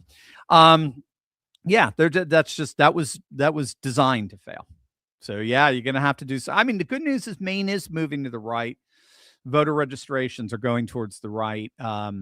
Maine is getting closer and closer, but it's going to take some time. Yeah, it's New England, man. I grew up in Connecticut. I know. It's going to take some time. Yeah, or you can have New Hampshire that has like a 5% voter registration advantage for Republicans, that has a Republican in both chambers of their legislature and a Republican governor, but vote for Kamala Harris. You know, they're just not the kind of Republicans you want, for sure. And thanks for the first time watching. Really appreciated that. Condition-based. Sorry I'm late. Had to complete my registration. For my layering degree. Haven't caught a live in a while. Been watching it for years, since before the studio and show interchange. Wow, I love the terminology with definitions. Thanks, condition-based. Very, very kind of you. Very kind of you. Great to have you with us this whole time. It's been quite the ride, has it not? Zima Duvant. To add to what David said about the tech companies, OpenAI is buying the chips they don't have the capacity to currently even use. They're just hoarding it. Yeah, then we're going to have to keep an eye on that big time. Big time. That'll be, and again, we're in power, so we should be able to do that. We have the Tech Trad Alliance. So, yeah, we have to make sure we stay very much on top of that. Lester Gordon, Dr. Steve, when do you think we'll start seeing politicians arrested for all this fraud and corruption going on in Minnesota and the many other blue states? Now, that's a good question. In that, I think there's going to be more arrests than we even thought possible. I bring that up because virtually every federal, Larry Schweikert was talking about this, virtually every federal department is getting involved in this. Almost every department in the federal government has a vested interest in prosecuting and punishing the people involved here. So you've got the Department of Agriculture, because these were food programs, inordinate amount of food programs. You got housing, and you've got Health and Human Services, because these were COVID programs. You've got the Department of Education, what's left of it now. Linda McMahon has already been talking about using whatever resources they have to prosecute and punish, because these were, how did the last person put it? These were learning centers, right? So these centers for kids and supposed schools and daycares and so forth. You've got obviously this is illegal activity, so you've got the DOJ and the FBI behind it. I mean, we could go on and on. If there was any level of interstate activity, you bring in the SEC and the Transportation Secretary. The Treasury Secretary, Scott Bessent, said they're already looking at the monies that were sent overseas. What are they, remittances or whatever? They're sent overseas to Somalia and where they ended up. So right there, that's 8 departments, 8 or 9. I put DOJ and FBI together. Right there are 8 or so departments that have a vested interest in prosecuting and punishing everyone involved. And this is all going to the top. It's all going to the Democrat politicians who were using your tax monies to buy votes. It's basically what they were doing in the end. That's what USAID was doing. That's all of it. It's slush funds to keep major members of their voting constituencies happy so that they'll go out and make sure that they all vote for Tampon Tim. So I think we're going to see a lot. I do. Now, when, we'll have to see, but I think we're going to see a lot coming out of this. I did the video the other day. This might bring down the Democrat Party as we know it in many respects, just because of how many leaders in the Democrat Party are implicating this and just how upset people are when they see migrants who we opened up the country to pay us back with such duplicity.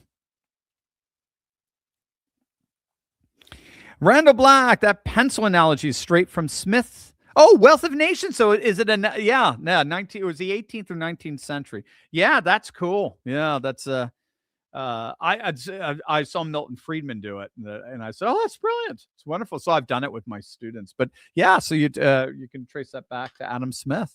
Pretty smart dude. Wild and Crazy Bear, do you think the GOP will have problems in the suburbs?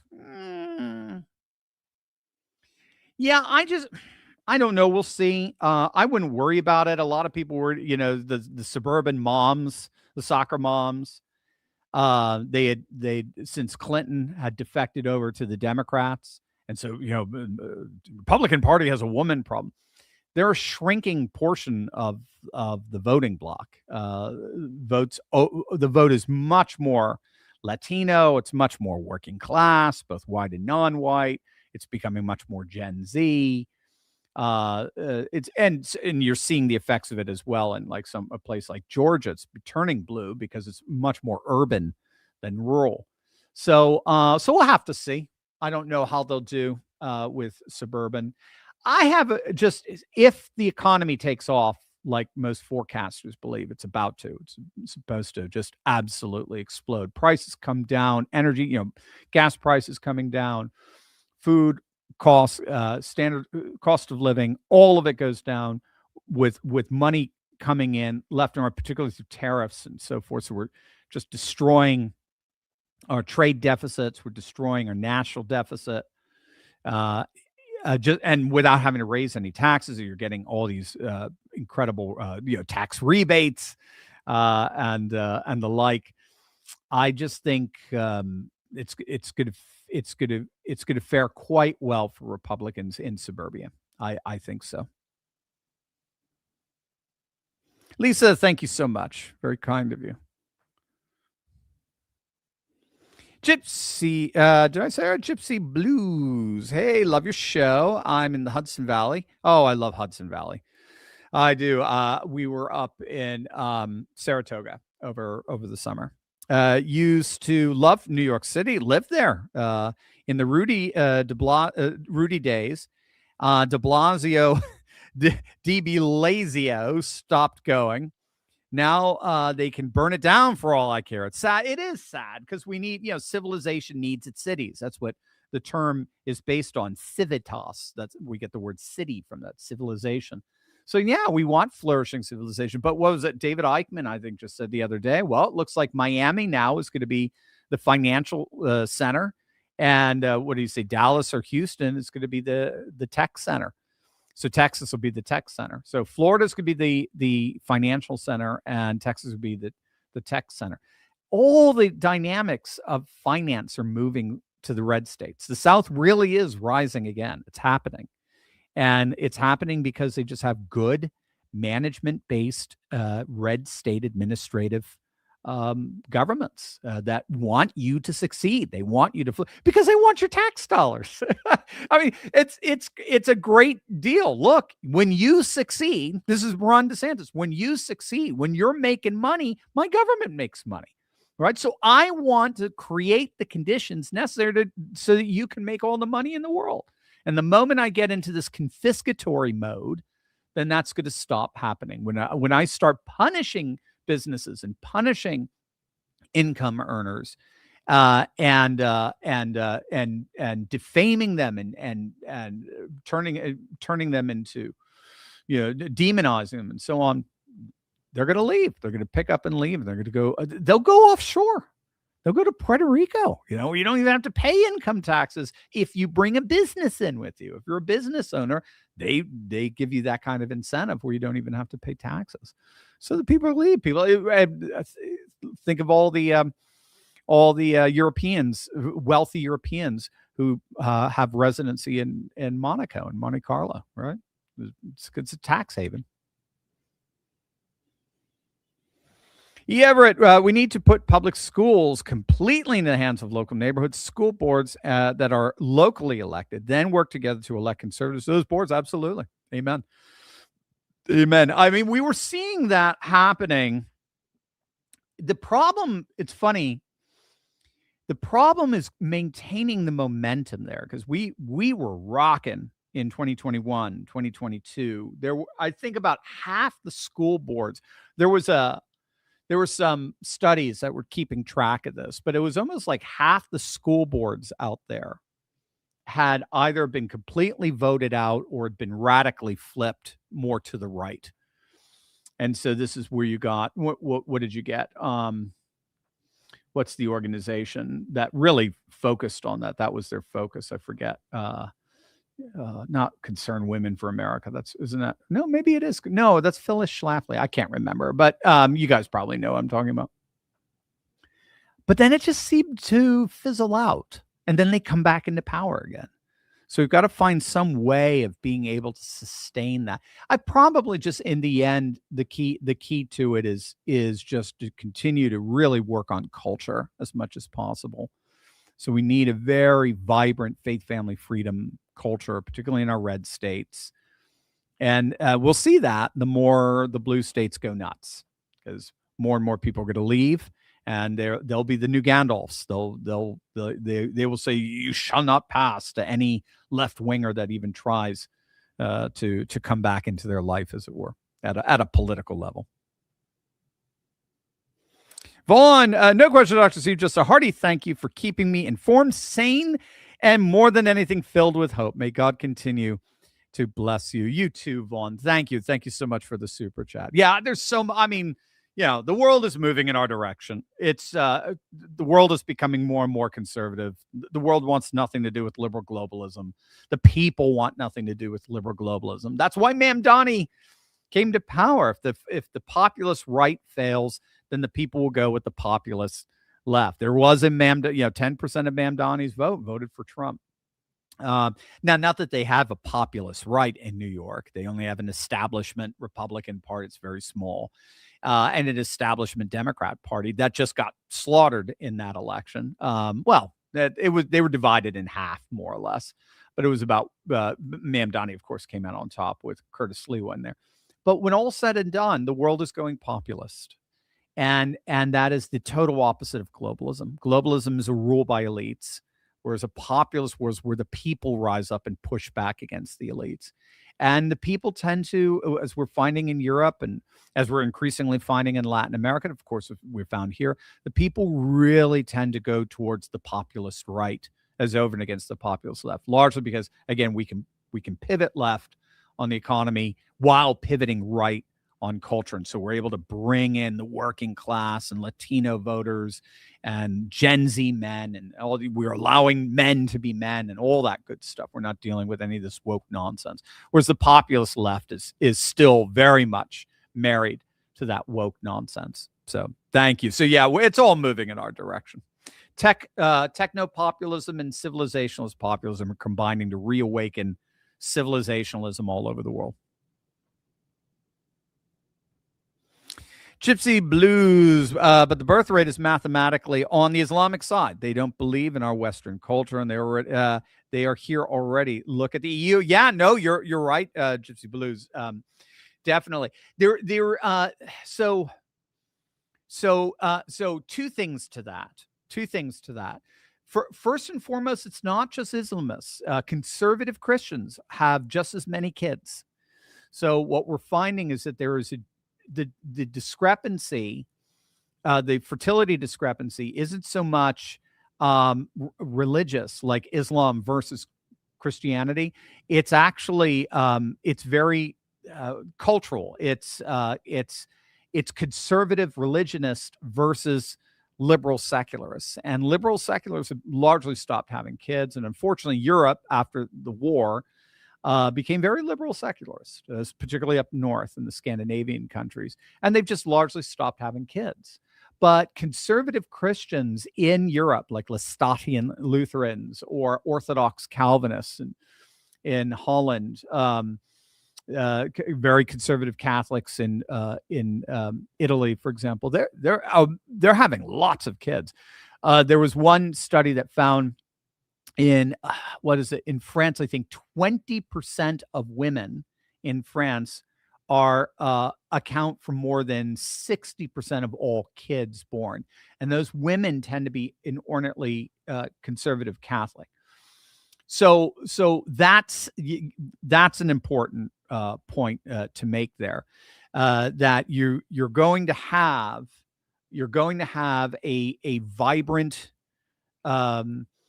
population fertility demography only to the extent of your religious convictions. That the clear connection between overcoming the fertility winter and religious sentiments, the degrees of religious, that clear connection is established, whether it's Islamic, whether it's Hindu, whether it's Christian, or like Buddhist. The one exception is Buddhism, because Buddhism does have a kind of monastic denial of the world flavor to that.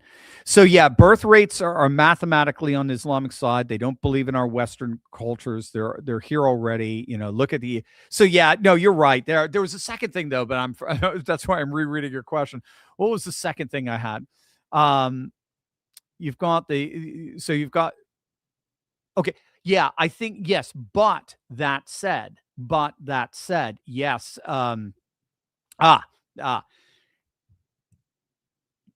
They're growing astronomically, no question, but populism is growing faster and wider.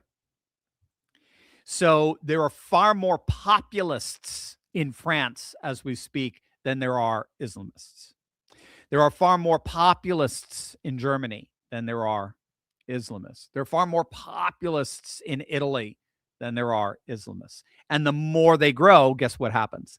The more the populists grow as a pushback, particularly civilizationalist populists. Not so much the techno-populists, but again, the techno-populism is there too, because we now know the vast majority of Europeans get their news from X. So it works in tandem with each other. Yes, it's a growing threat. Yes, they're growing by leaps and bounds, but so is populism, and by far more. So that's why my money is on my money is on the Tommy Robinsons, because just the more the establishment leaders fail, and the more what is considered to be an incompatible civilization grows, the more the people will rise up and push back against both the elite and the civilizational threat. Well, they see both as equally civilizational threats. So there you go. Oh, Raven, writing desk, just a hunch, but The John Lennon song that played before the ball dropped at New York City was very suspicious. New socialist mayor, then the Imagine song, Own Nothing and Be Happy. Like, yeah, I never, it's funny. I never liked Imagine. I always thought of it as, like you said, just this, I saw it as a very dumb song. I find it very sleepy. It's kind of lullaby-ish, but its lyrics are so patently ridiculous.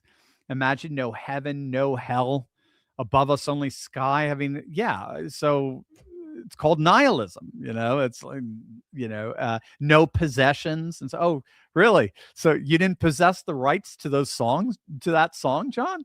You didn't get any play revenue from it playing on the radio? Come on. I mean, it's just so absurd. It's just would he be doing this? Would he be writing that song if the conditions of the song Imagine were there? It's all part. I think you're right. I think Mamdani is the logical outworking of all the dynamics in the Democrat Party right now. Very far left economics, non-native constituents, and woke values. You put it all together, shake it all up, you get Mamdani, and you get this silly little Imagine tune as well. I'm sorry if I offended people, but I'm not a big fan of it.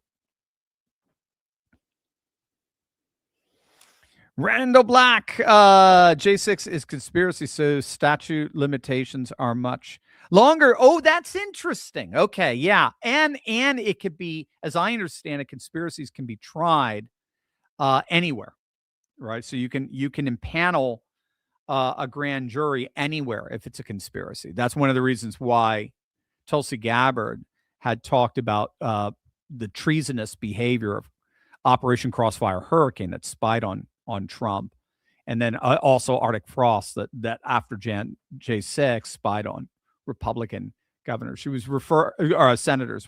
She was referring to both as treasonous and conspiratorial.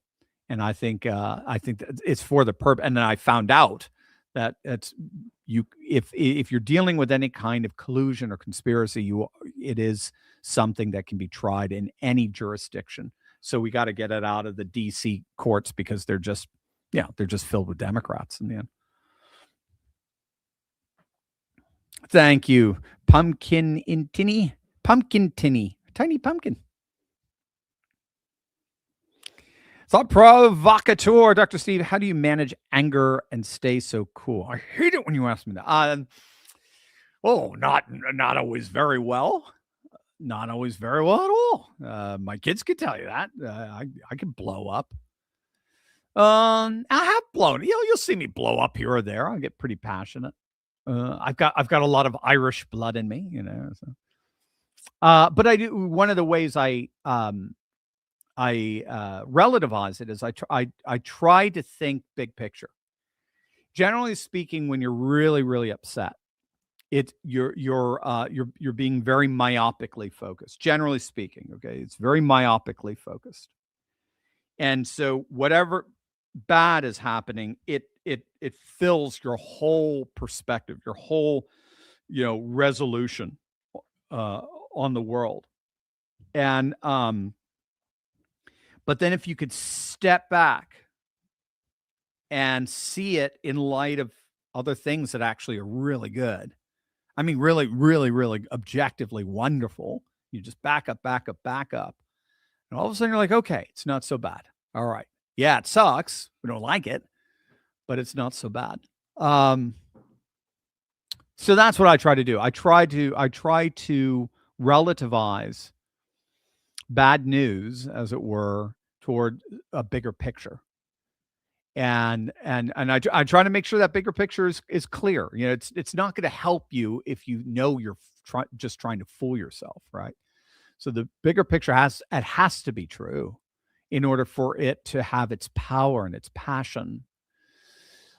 So that's what I do. So I like to read widely. I like to think about politics civilizationally. I like to see the world, what's happening now in light of what's happened over the last say 300 to 500 years.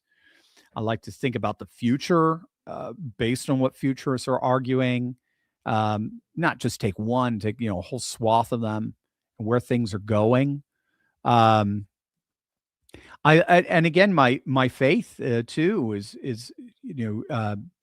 it's hard to be angry when you're immersed in eternity. If you're immersing your imagination, soaking your imagination in eternity, it's very difficult to be temporally angry.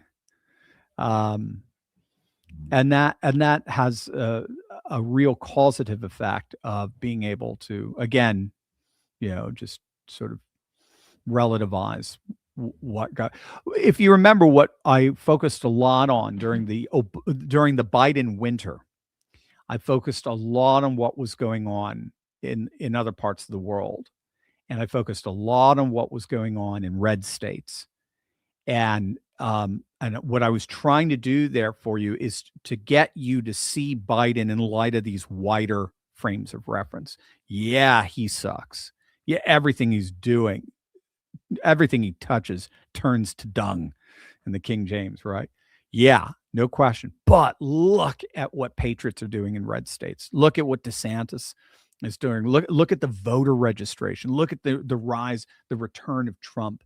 That looks like we knew he was gonna win. We had our Trump bobblehead. Here's the Trumpinator bobblehead, right? I got one. Yeah, I got my Trumpinator bobblehead right there. Is that right? That's our Trumpinator bobblehead right there.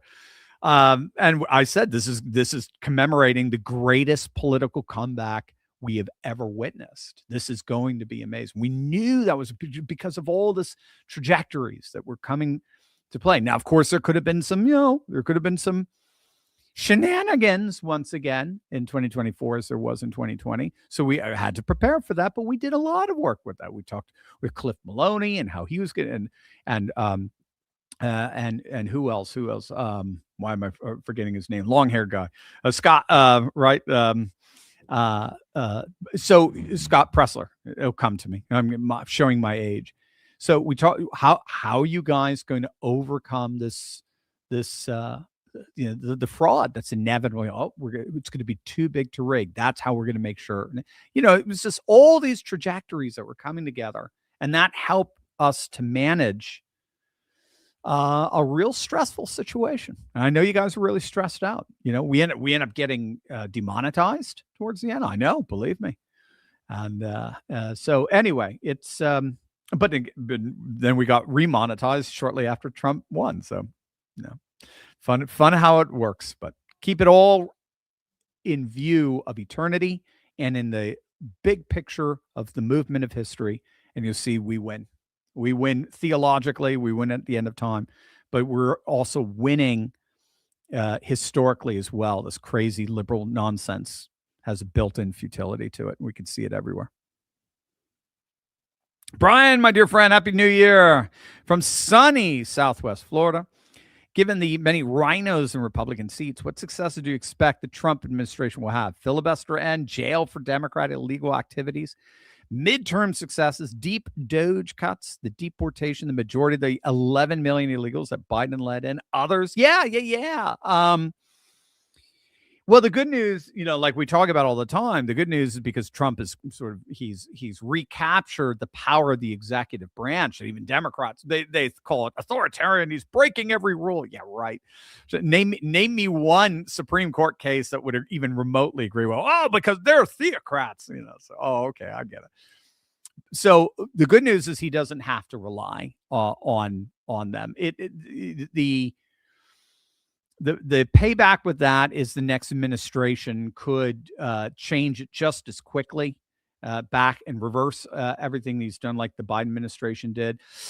That's going to be a hard sell now. People like the border secure. They like manufacturing coming back. They like tariffs, especially working class. They love tariffs. They like a wokeness being buried. There's a lot of things the population likes that are inherently MAGA first, America first, inherently MAGA. And that has a way of keeping the policies in place. So Okay. So filibuster, and I just don't see it. I'd be pleasantly surprised, but they're all establishment hacks. They listen more to National Review than they do Steve Bannon. They hate populists. They hate the new Trumpian coalition, and they don't want to have anything to do with it. And so I just think they're gonna do the Mike Pence establishment thing, just like the Indiana Republicans did, and they're just going to keep it. And we're going to have a permanently dysfunctional Senate. But I do expect Seth Keshel does expect them to hold on to the Senate in 2026. Jail for Dems. I keep an eye on Minneapolis. Keep an eye on Minnesota. That has got legs because that's going to involve almost every single department in the federal government in some way, shape, or form.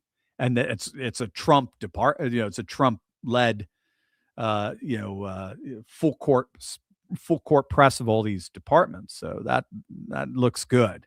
I think we're going to see some arrests big time there. They have definitely major interest in their own fields, in their own areas and sectors. They have definite interest in prosecuting and punishing. Midterm success so far. Again, we'll know more, I think, by June or by May or June. We'll know more. We'll see how the economy goes. Voter registration keeps going. The get out the vote apparatus and structure that needs to be in place, like the one of Pennsylvania Chase with Cliff Maloney, Scott Pressler, all of those guys. Turning Point, see what they're able to do in Arizona. They've been brilliant in getting the vote out in Arizona. I'd love to see Katie Hobbs thrown out on her butt, by the way. She got in there only by cheating, and so I'd love to see her gone. And as long as what are Republicans now at a 7.8 point advantage in voter registration in Arizona, so that shouldn't be hard. We've got the votes for it. So we'll see. We'll see. Cook Political Report lowered the safe seats for Republicans from 213 to 211. And they raised a couple of safe seats for Democrats. If I recall, I thought they did. Is that 209? So we'll have to see. We'll have to see what happens with the VRA and all that good stuff. And deportation, yeah, we'll get there. So we did 2.5 million this year, 1.9 mil voluntary deportation, and 600,000 non-voluntary deportation. And Homan says they're going to probably be able to double those numbers this year and the next year because of the BBB, and with all the massive funding for new ICE agents, new border security, customs and border security, new holding facilities, just streamline it. They know what works now, and they can now just completely streamline it. You've probably heard this. They have so many, Homeland Security has reported, or ICE, has reported so many applications, online applications that can't process them fast enough. It's just incredible. So we're gonna have a really massive force to get rid of. We got 2.5 mil. I'd love to see that get to 3 or 4 mil, and then if we can do that, we can get to all 11 mil by the end of it all. Because the more, it seems to me that the more that they are forcing immigration, the more there'll be voluntary immigration. I think they play off of each other. Sam, Bolsonaro is apparently in jail, in Brazil, with a long sentence from the corrupt, tyrannical Lulu and Moraes. That's their Supreme Court villain. Why hasn't Trump put more pressure on Brazil to release his faithful ally? Biden, through Jake the Snake, was certainly thoroughly involved in Brazilian electoral affairs. Yeah, I think they stole that election big time. Bolsonaro should have won. It would have been small, but he should have won.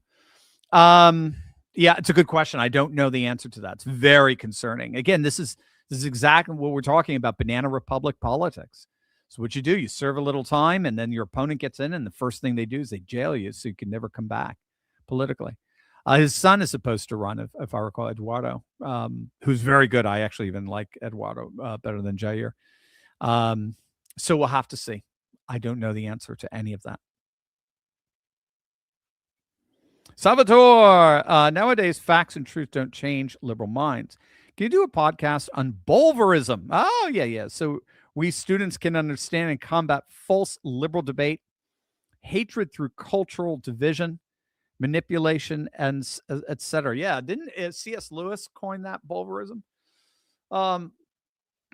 That's not the what is the Bulverism again? It's not the chronological snobbery. I've got that in my head. Bulverism fallacy. My computer's slow today. Coined by C.S. Lewis, where you assume an opponent's argument is wrong and explain why they believe it due to their biases, motives, or identity, instead of addressing the actual argument's merits. Yeah, and we certainly get that. We get tons of that from the left. You know, you're just a MAGA freak and all that sort of stuff. There is it works at a presuppositional level. Like if someone tries to deny truth, you can point out to them that the only way you could deny truth is to assume it, because you're assuming your denial to be true, right? You know, so you can hit it at self-defeating statements, inherently unaffirmable statements. But yeah, if you're just starting with the premise that, you know, Trump is Hitler, and then anybody who buys into MAGA are Nazis, then yes, you've got clear Bulverism there. Never. And one of the things I do try to do, don't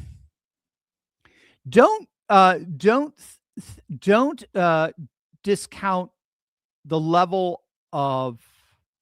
Don't discount the persuasiveness of argument too far. I get what you're saying. What I've been having some success with is entering in the conversation through the lens of the populist left. Mamdani, Brandon Johnson. AOC is kind of, she's actually a little bit comical, but what I do is I talk about why they were so successful. Why did they win? Why were they so successful? And you talk about affordability, you talk about cost of living, but also you're talking about an establishment that was deaf to the concerns of people. Both parties, they're both to blame. And you'll find 9 times out of 10, you're going to find the leftist is right there with you. And then at some point you could talk, you can push that to the point where at some point you could say, you know, if you look back at 2016, 2020, 2024, there's very little difference in his rhetoric, Mamdani's rhetoric, than from Trump, especially when he's taking on the establishment, when he's taking on how government has failed us, how our politicians have failed us. You know, that's a populist rhetoric. And there's a populist left and there's a populist right. And then all of a sudden they can go, oh, okay.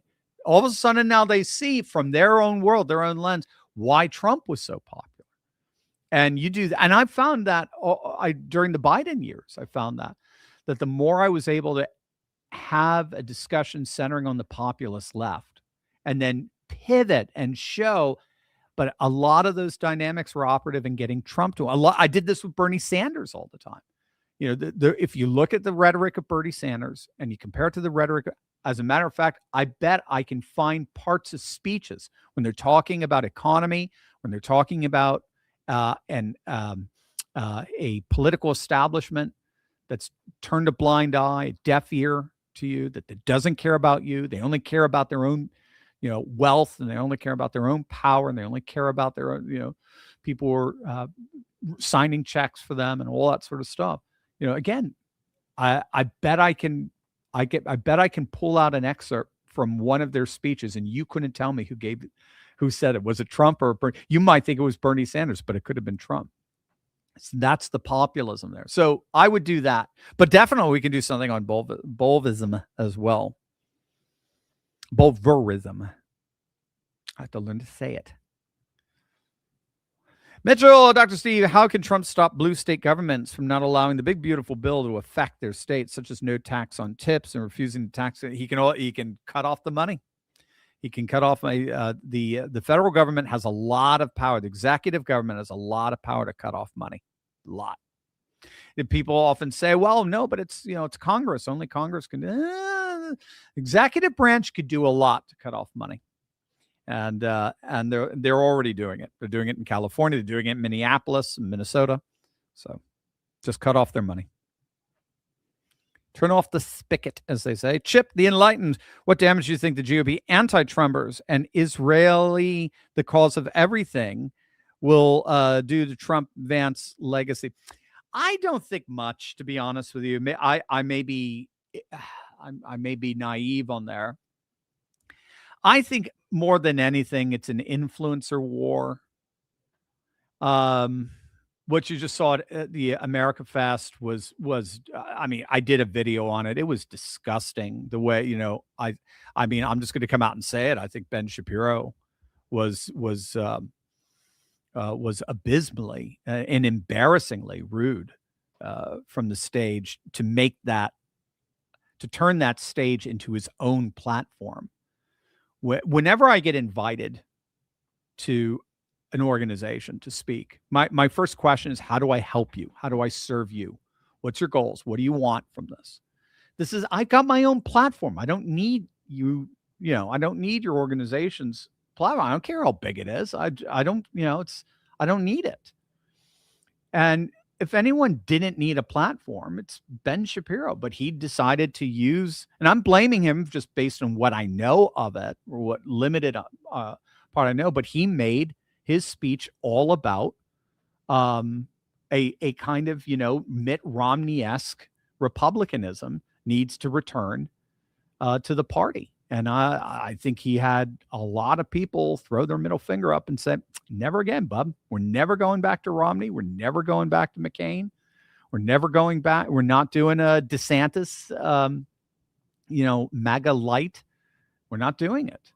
So I thought, and then of course, then everybody else is starting to throw their bombs back at him. And, and you got Steve Bannon calling him a cancer. And I mean, it was horrible. It was terrible. Then you got Candace, you've got her Gnostic, a good friend of mine just basically referred to her as a modern day Gnostic who thinks she has secret knowledge of basically everything. And that only she has the enlightenment to see it. And if you don't see it, that's just because you're so corrupt and all that. I think it's an influencer war in the end. I don't think it's a big deal for most for the party. What is a big deal? What we have to be careful of, though, is Trump cannot be seen, rightly or wrongly, by working class voters, Latinos, and Gen Z men as more interested in Israel than he is, in the Midwest, or more interested in the Middle East than he is with the middle class, and more interested in foreign policy than he is food prices. He cannot be seen that way. If he is seen that way, if he's seen as George Bush Part 2, the Trump coalition shatters. Because the thing that the inconvenient truth, there is no coalition for a Ben Shapiro. Doesn't exist. There's no coalition for Romney. There is no coalition for a Mike Pence. It doesn't exist. Yes, you'll get a dozen fold red states where Republicans outnumber Democrats 2-1 or 3-1. Yeah, you'll get that. But you ain't going to get the blue all states. You probably won't even get Arizona. You might not even get Texas. You're gonna. I think Ohio and Iowa would be in play. Because the working class, the Latino voter, and the Gen Z man sees you as more interested in your principles than you are in them. And what makes Trump so awesome is he got up there and he convinced working class and Latinos and Gen Z men, the Obama coalition, that were disaffected by Democrats. He convinced them, I'm for you, man. I'm going to fight like hell for you. And I'm not going to buckle. They're going to call me a racist. They're going to call me a bigot. They're going to try to throw me in prison. They're going to try to kill me. And I'm not going to buckle. I am going to, with blood dripping down my face, I'm going to say, fight, fight, fight. That's powerful stuff. So I don't see it as having much effect outside of Trump's constituents thinking he's kind of lost sight of that. But outside of that, no, I think we're good. Quark Bender, hard to flourish in an equitable civilization. How do we stop ESG, or environmental social governance, bullying that pushes the DEI? Haven't seen a real push to stop the global ESG movement. No, granted, it just seems to have, I may be a little bit naive here, but it seems to have fizzled out on its own. Once Trump came to power, they knew they could, and ESG was very, very much behind the green push that has decimated Europe and their industrial base. It's just dead. There's just no money in it anymore. And Silicon Valley doesn't want it. And increasingly European companies don't want it. Certainly the rest of the world doesn't want it. China doesn't want it. China doesn't have any interest in ESG stuff. They got their own vibe. They do. Russia certainly doesn't. India doesn't. So it just seems like it fizzled out. It seems to me DEI was the most obvious way of destroying ESG.